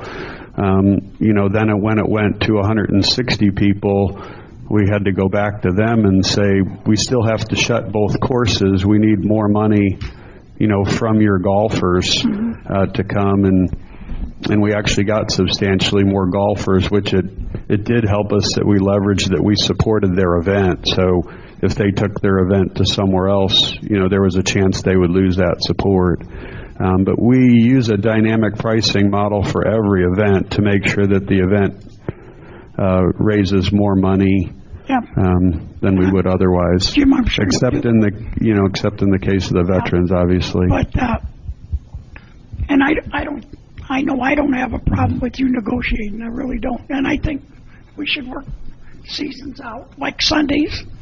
Sundays now, even like for the veterans, we're not probably going to lose a lot of play because of that tournament this time of year. But maybe January or December we might. But yeah, we're busy, and I mean it's all negotiable because Sunday's probably one of our better days of the week. So if the veterans tournament was on a Monday, it would be less of a loss for a discount. But I think it's a good topic to look at going forward and create guidelines. Well, I'd like to look at it Yeah. and work on it because I just want stuff that's pretty standard, and I don't mind you having the final say on what it is, but I want minimums. Right, and there's a P&L done on every, on every tournament, so we're always looking at what we would make and what we did make. Okay. You got to be careful if you set a hard minimum. I like the idea of a percentage, because if you set a hard minimum and it gets public forum, all of a sudden that's your price. No, that is a problem. If it is published, then everybody, that's where they're going to go immediately.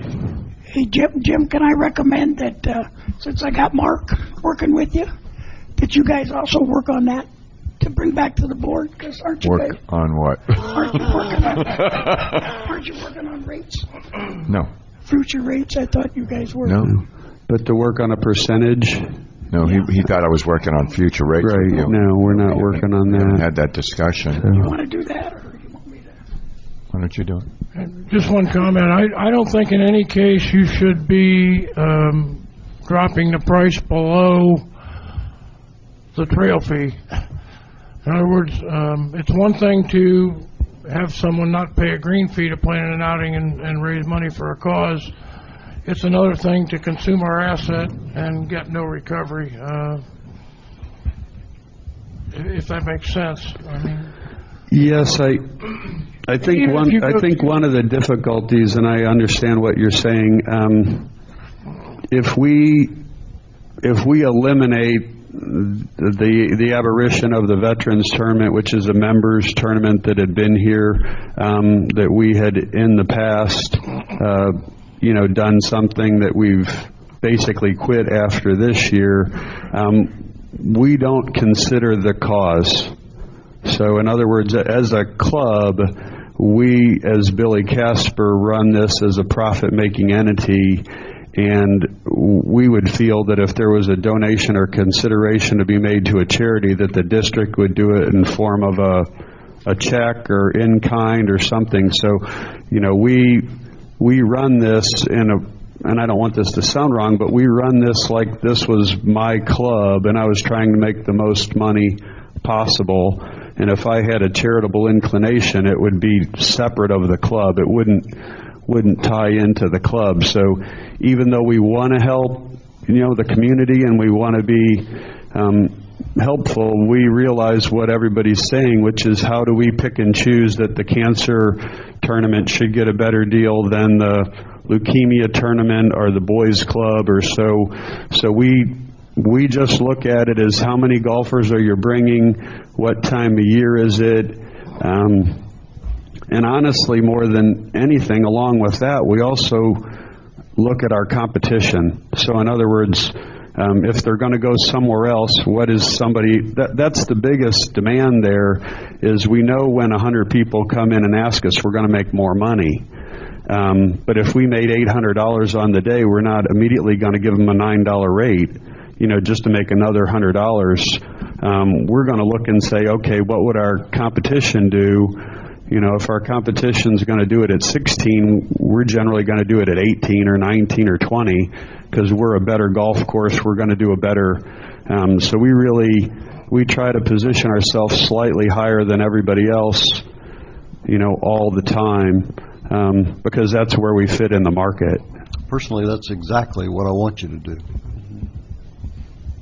Well, it makes business sense, because if we don't do that, then they're just going to lower their price because they need that business. So if we think River Greens, to just pull one of our competitors, is going to give them a $15 rate, and then we give them a $15 rate, then River Greens is going to have to give them a $12 or $13 rate.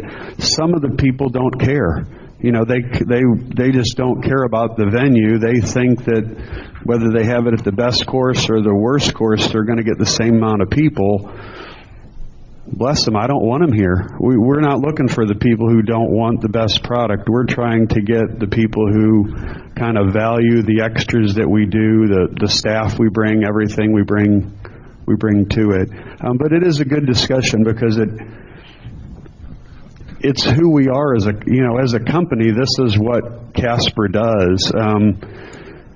Actually, as a district and with our long-range goal of making the facility as best as possible, that's actually something that I don't want this to sound wrong, but I have to explain to my company, because in general, my company, they're just looking at the balance sheet and income statement and saying, how are you doing, how are you doing? And here, we're more concerned with the overall product, we want to look at the income statement, but we want to make sure the product is pushing our mission forward of, home ownership and also fulfilling the recreational promise I feel like we made to a lot of people when they came here, that we would have a great product. But I think the discussion on it's very good, because the more we discuss it, the more we'll see what we do makes sense, and we can get input and always alter it. Thank you, Jim. Dan, why don't you work with Jim on that? Sure, Okay. glad to. And just to let the audience know, when we have an outing, there's a lot more in there, Mike, than just the outing. We give gators, we give help, and so it's just not golf. It's and I don't mind that at all. I think that helps us as far as getting more. But okay, so get us something on that. And the last thing is I want to talk about this seasonal membership that you come up with. First of all, I want to say that just from what I see, I can understand why we've gotten in trouble in the past, because I think Billy Casper or Kenson or anybody is driven by, that's why we had so many special deals, because we're revenue driven and we don't care. At least I got that impression. But I think this board, at least I am more in favor of being fair. What we give somebody, but we've had a lot of things the last couple of years that I've been on the board, that some people get some deals, some people don't, and that's got us in a lot of trouble. And I don't mind that, but it just seems like even with this new thing, that you're going to come back and want a corporate 5-month membership now. And I know it's revenue driven, and I don't mind that if we make it where it's halfway decent and it's fair to everybody. And I'll tell you what, I've been amazed the last 2 years of all the deals that were made and all the stuff we've had to change. So we could be fair and balanced at this place. And I'm not being critical of Jim or anybody, but it's just, I know why we do things now, and it took me a while to figure out. I thought everything was pretty much structured, but it's not. And that's what I'm trying to do for this community now. So, Jim, do you want to talk first about what you're proposing on this, or and then we'll let the supervisors comment? Thank you.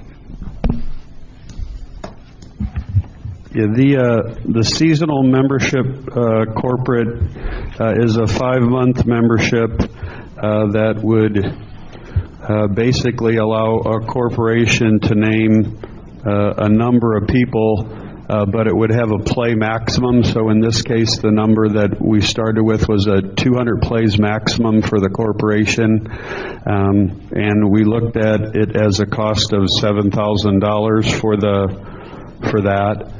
What it does basically, and specifically, one of the corporations that we would expect to take advantage of this is a club from Canada, Pike Lake, that you're familiar with, that's been, for lack of a better term, kind of a partner with, or has been a huge help with us promoting the club in Canada and brought us a number of members.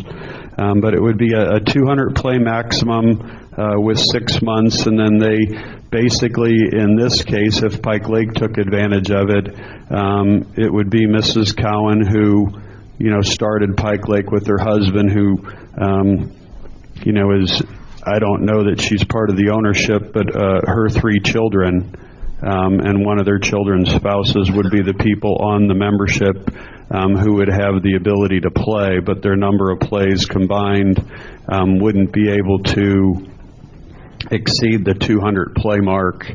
Based on revenues, last year the Pike Lake Corporation paid $3,500 for their membership, and separately approximately Mrs. Cowan paid $2,500 for her over 80 single membership. So the club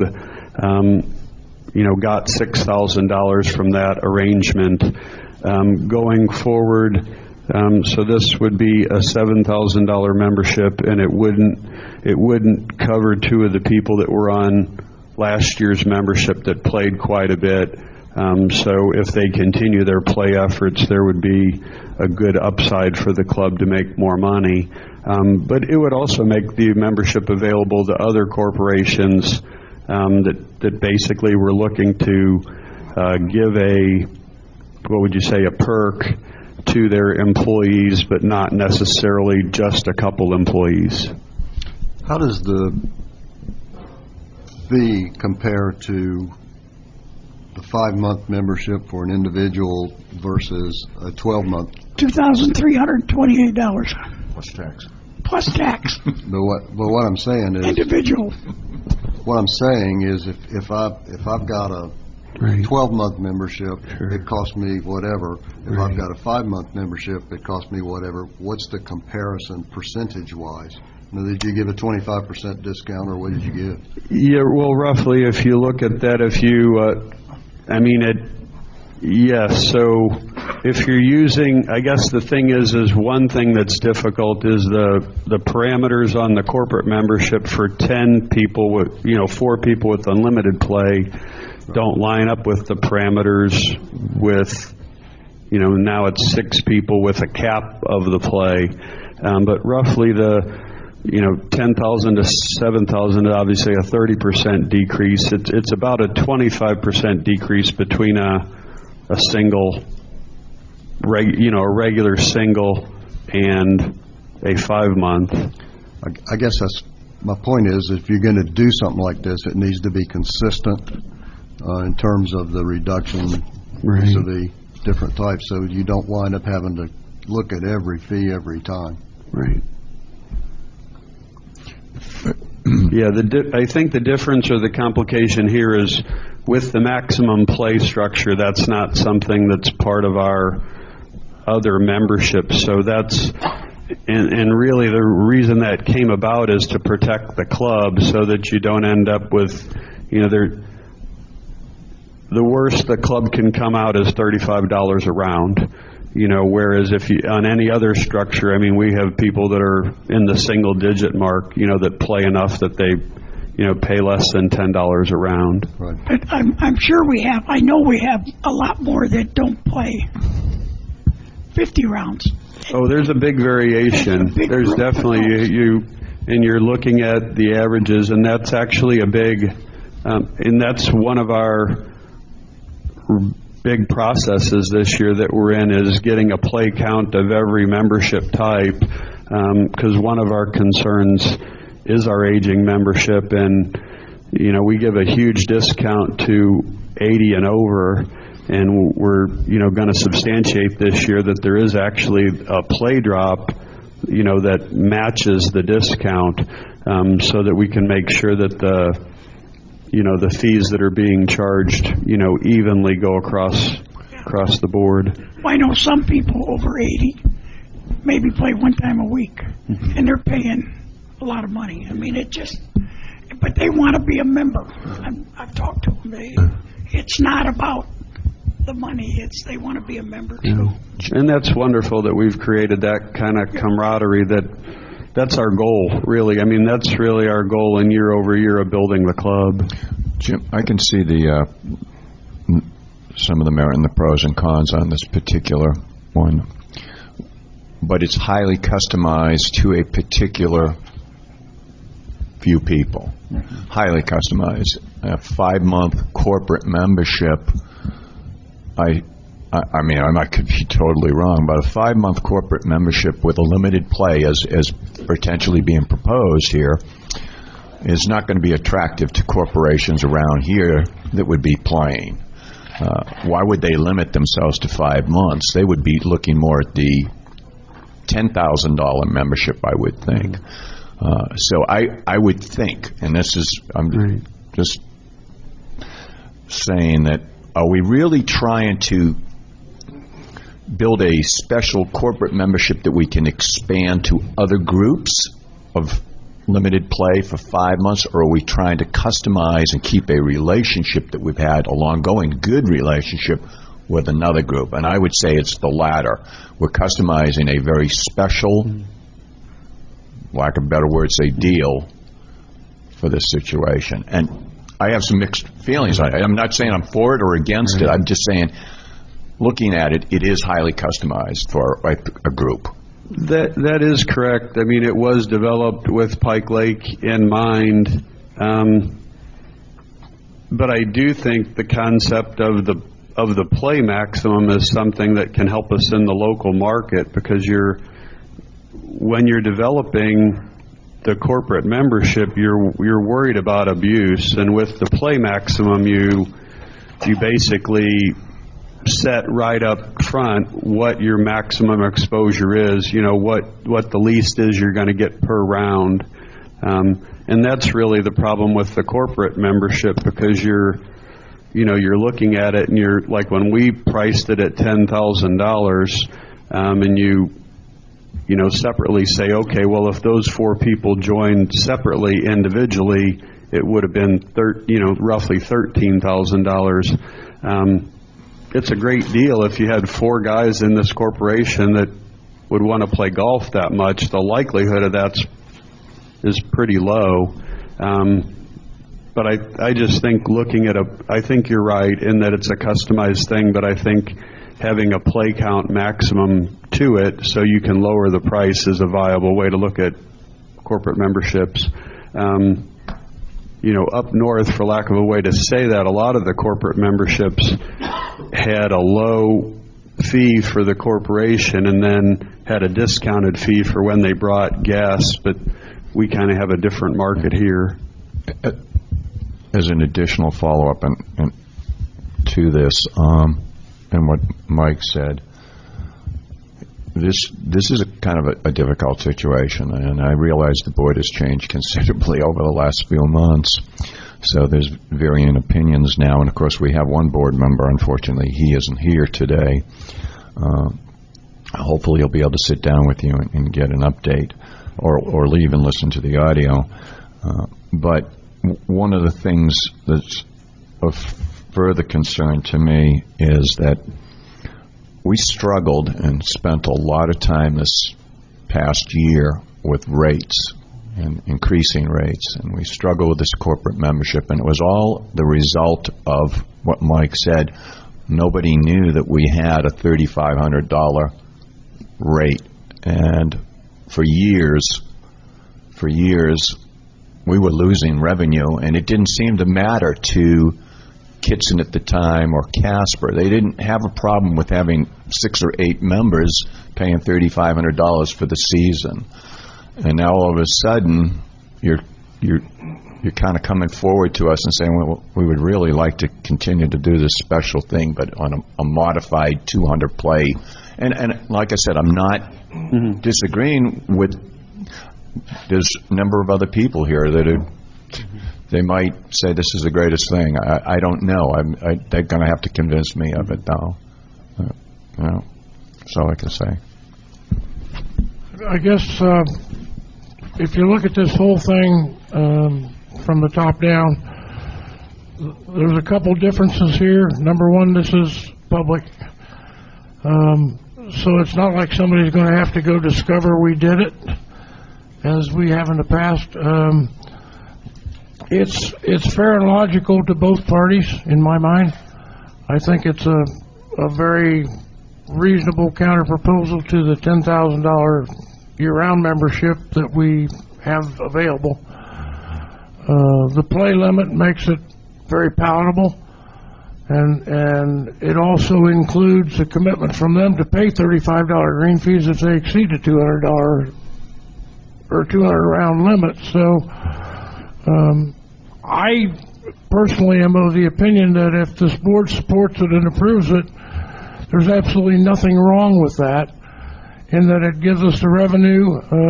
It sounds to me like it's unlikely they'll consume 200 rounds, and at that point, it's a good deal for the club. At the same time, it gives them an opportunity to be members and enjoy the benefits of that without the cost being exorbitant. And I think you have to consider the fact that they are very much a supporter of Sun and Lakes and a promoter of Sun and Lakes in the Canadian community. So if we were voting today, I would not hesitate to vote to approve such a thing. Just, and as a correction, I don't believe it's $35 a round. I believe it's $30 a round. Well, the price of the membership is $7,000, and then we had included, which would really be separate of them representing us in the Really want that? Well, that's something we can discuss separately. Yeah. The net, I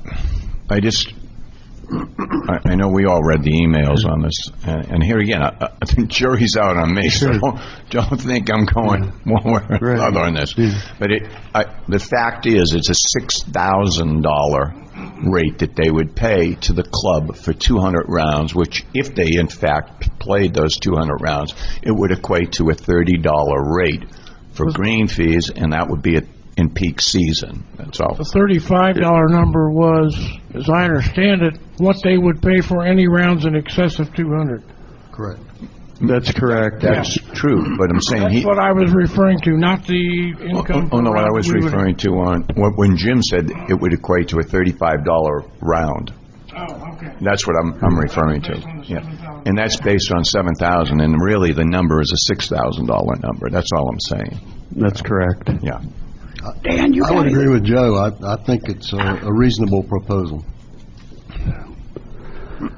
Okay, well, I think what I want you to do is go ahead and talk with Dan again, get that, and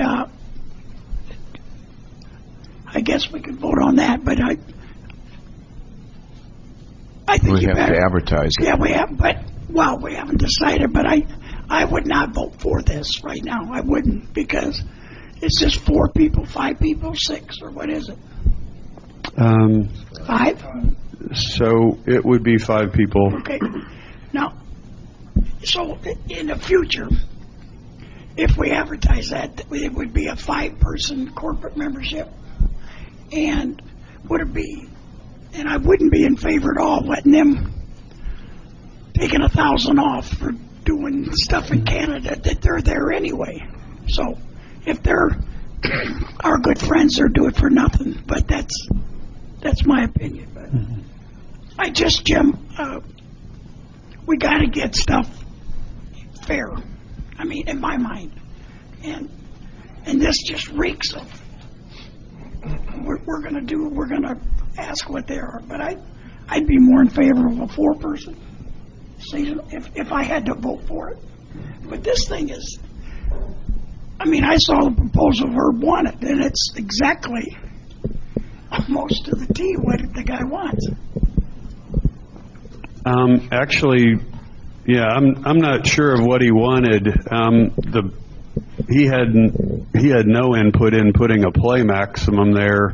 That was actually what I did, based on, I think, a legitimate concern that the club doesn't be taken advantage of. So the play maximum to me is the deal maker, if you want to call it that. And I don't know what our market is for corporate memberships, but I think that's a way we can be aggressive with our corporate memberships and not, if you have that play maximum, you're not going to have members get together or people get together and form a corporate membership, to make money out of it. In this proposal, wasn't one of them only going to be here 2 weeks?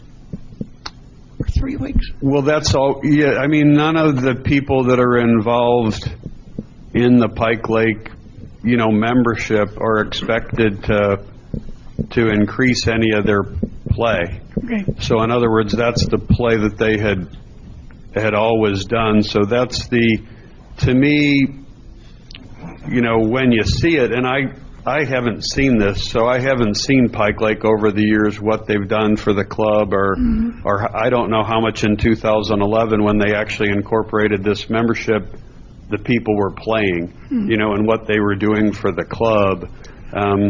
But I just know from the previous years, you look at last year and you look at 6 or 7 people, it was 7 people that played on their membership, and then you look at $3,500 and it was out of whack because 2 of the people played a lot. Yeah, well, 3 or 4 did, but 2 played a lot. Yeah.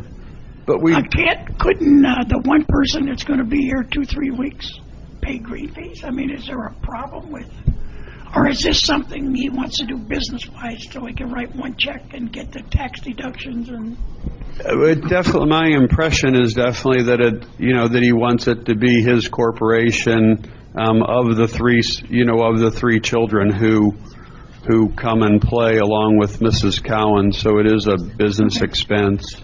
Well, just so you guys know, because you're new to the board, we had a corporate membership of 4 people, $10,000.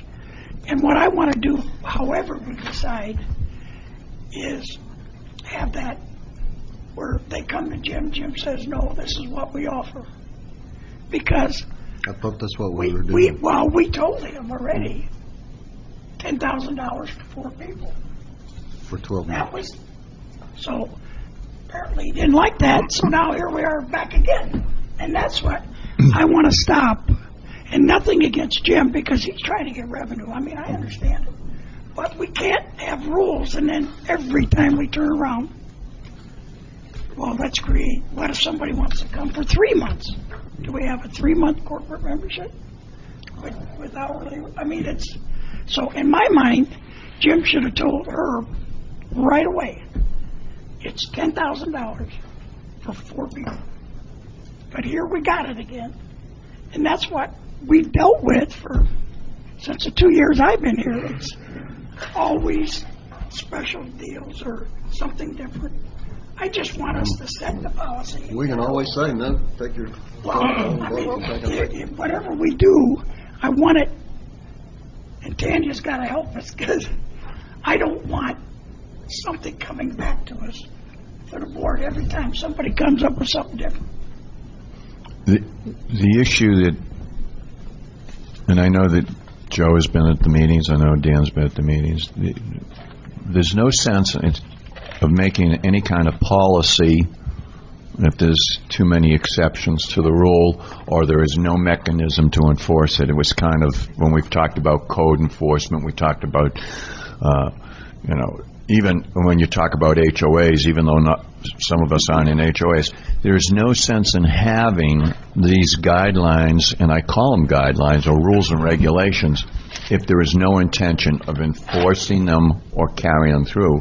Because, there's always going to be an exception to the rule. And if you make a change for every exception to the rule, then we might as well just have an open policy. We might as well not have any rules. Might as well say, come in and negotiate anything you want to do.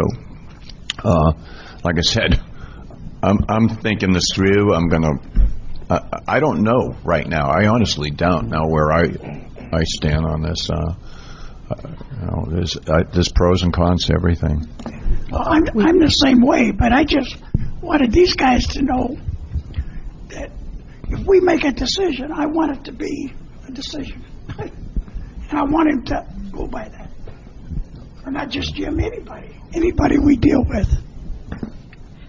There's stuff that we do as supervisors, and there's always runs around our back trying to change or make exceptions to stuff we decide. And I know you two weren't here, so. Well, there's no way you can set a policy that applies in all instances. So I think you always have to have some flexibility. The question is how much flexibility. Well, not if we have if we have a membership. There's no flexibility. I mean, we have a green fee that I walk in off the street, I got to pay it. doesn't work either, because we got about 10 different green fees depending on the Well, time of day and the time I of gotta year, pay time that, of I month, gotta pay what's. and how good a negotiator I am. Yeah, you gotta, I don't want something special, but I want whatever the chart says, I pay. And I know it don't work that, at least didn't used to work that way, I hope it's stopped now, but I'm willing to listen, and if, I want Dan to get with you and, bring something to us. But just make sure, Dan and Jim, that when you do it, whatever we do, that's it. Do you have a timeline when they plan on being here, Jim? Has he had any correspondence with you about that? I mean, because you obviously time is important here. So I was just wondering if this. Yeah, I believe it's mid-November, so I don't think the November 17th date is, too much of a restriction towards the membership. Okay. So that would fit within their schedule, right? I guess you're saying. Yes, and the only thing that I would clarify is this: we always like to make money at the club, but to me, the driving force of speaking with Pike Lake is what they have done for us and what they can do for us in the Canadian market. If it was just a do we want your money or not question, that would have been about a 2-second decision for me. It's just these people have supported the club for a long time and bring a lot of goodwill and a lot of people that are with it, and it's a relationship that hopefully, I think Joe put it best, if we can find a mutually beneficial result, that would be the best thing that could happen. But I understand that we're trying to standardize things and make things as streamlined as possible and avoid the continual changing. Yeah, it gets frustrating, but I guess that's your job, Jim, but God. Okay, we will advertise at this rate, a corporate rate. It's going to be a public hearing for November 17th. Excuse me? What are you advertising for? We don't know what we're going to do. How much you're going to advertise it for, Tanya? The proposal that's on the table now, Yeah, we would advertise that as a new corporate membership rate. The advertisement has to be 10 days in advance of the meeting and advertise for public hearing. Is that correct? Okay. I just don't know it. Here we are advertising something we don't even know if we're going to do. Well, in order for us to adopt this rate, it has to be advertised 10 days in advance with a resolution. So the proposal today is to bring back a resolution to the board on November 17th for this corporate rate. I don't want. Are you going to advertise a $7,000 rate or a $6,000 rate? Because technically a six. Technically, it's a $6,000 rate. It's a $6,000 rate. Okay. Technically, yes, it is. See, here's where, and I could probably call for a vote now, but I don't give my friends a chance then, because if I call for a vote, we can't call for a vote because it is a new rate, and our ordinance says that our rates have to be adopted by public hearing 10 days in advance. But I don't like something being put in and advertised that we don't even know if we're going to pass it.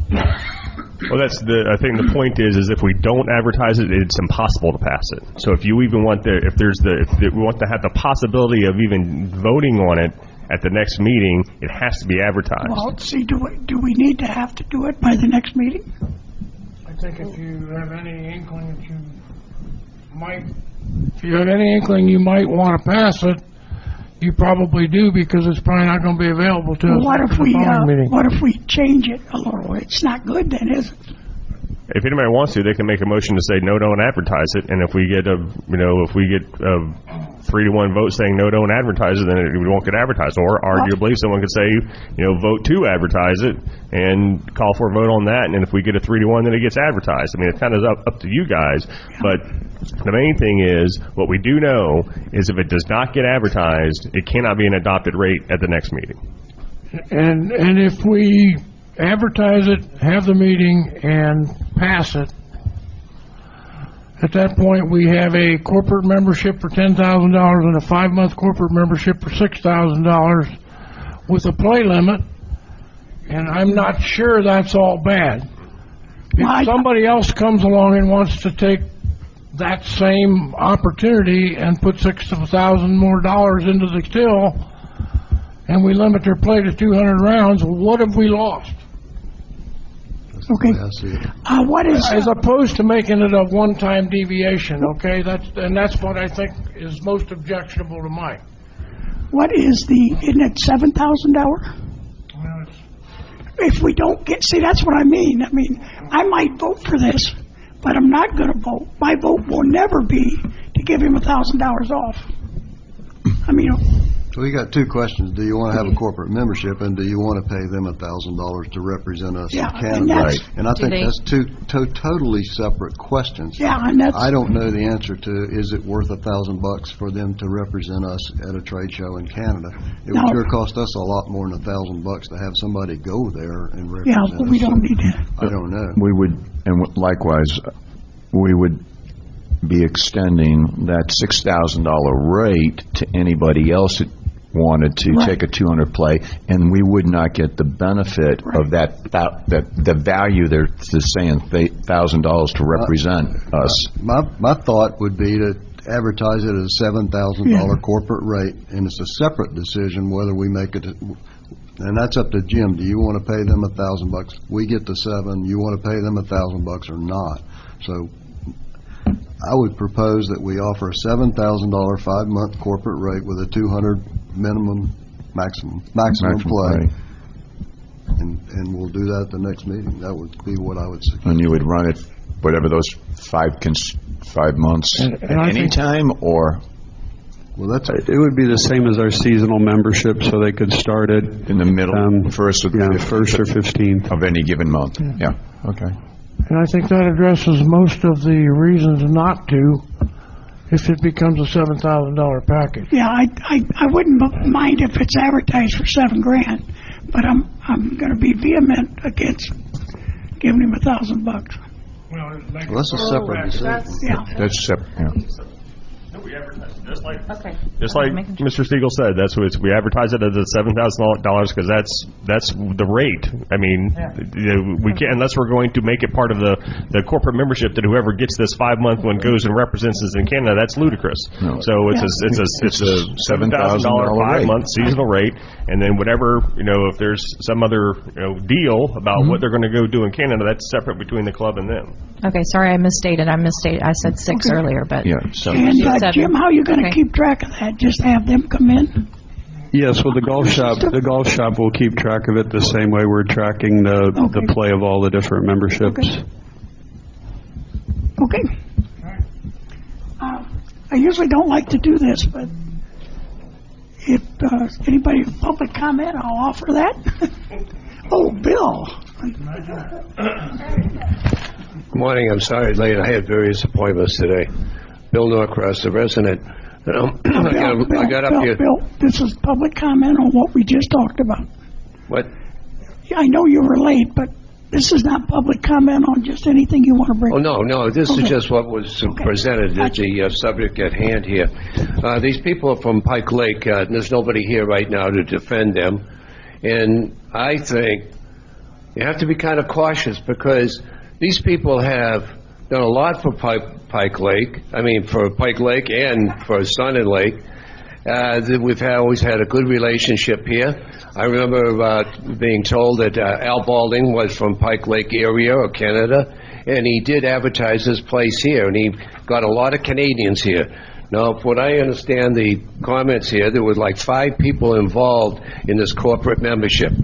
Now, with $3,500, that's like $10 a round. Now, yeah, that's kind of ridiculous. I understand that. But I just want to let you know that how I feel about it and how they may feel about it, too. They are property owners down here. They're credible people. They're very good at the bar. We know that. And I think that if they decide to go someplace else, there would be a tremendous loss, even though there's, 4 or 5 people involved here. So I just want to make sure that it's this rate is fair. Maybe $1,000 rate increase. I guess Dan has suggested with a 200 round maximum, as Joe suggested too, I think is pretty fair, but I heard something about $10,000. It might have turned people off, so I just want you to understand that coming from a golfing side here, we appreciate these people from Sunny Lake. I mean, we do that too, but we also appreciate the people from Pike Lake. Okay. Anybody else? Larry? Omar handing this. Larry Bertel. I guess I'm curious about some things. Many years ago, I joined here. I paid a full rate, and everybody here at that point was 427 full-time members that paid the year round, even though they didn't stay here the year round. And of course, over the years, we've made these changes. Have we really done good? I don't know. I can't answer that. I don't play anymore. And by the way, when I did that, I also paid $3,000 to join the club at that time. So I shelled out $3,000 to join the club and paid a full-time membership, as a lot of other people did. I just wonder where we're going, because now we keep dropping and dropping. I have nothing against the Canadians or anything, so please don't interpret that. But it seems like we're catering to a small 4 or 5 people. It was mentioned Al Balding. Yeah, he was here. Where did he play? Pinecrest. He would not become a member here. That goes back 17 years ago. So I just want to bring a little history out. I know it's a tough decision on what you make and the $10,000, but don't forget, 3 of you threw away $50,000 a couple meetings ago. Good luck. It wasn't 50, trust me. It was more like 10. Anybody else? Thank you.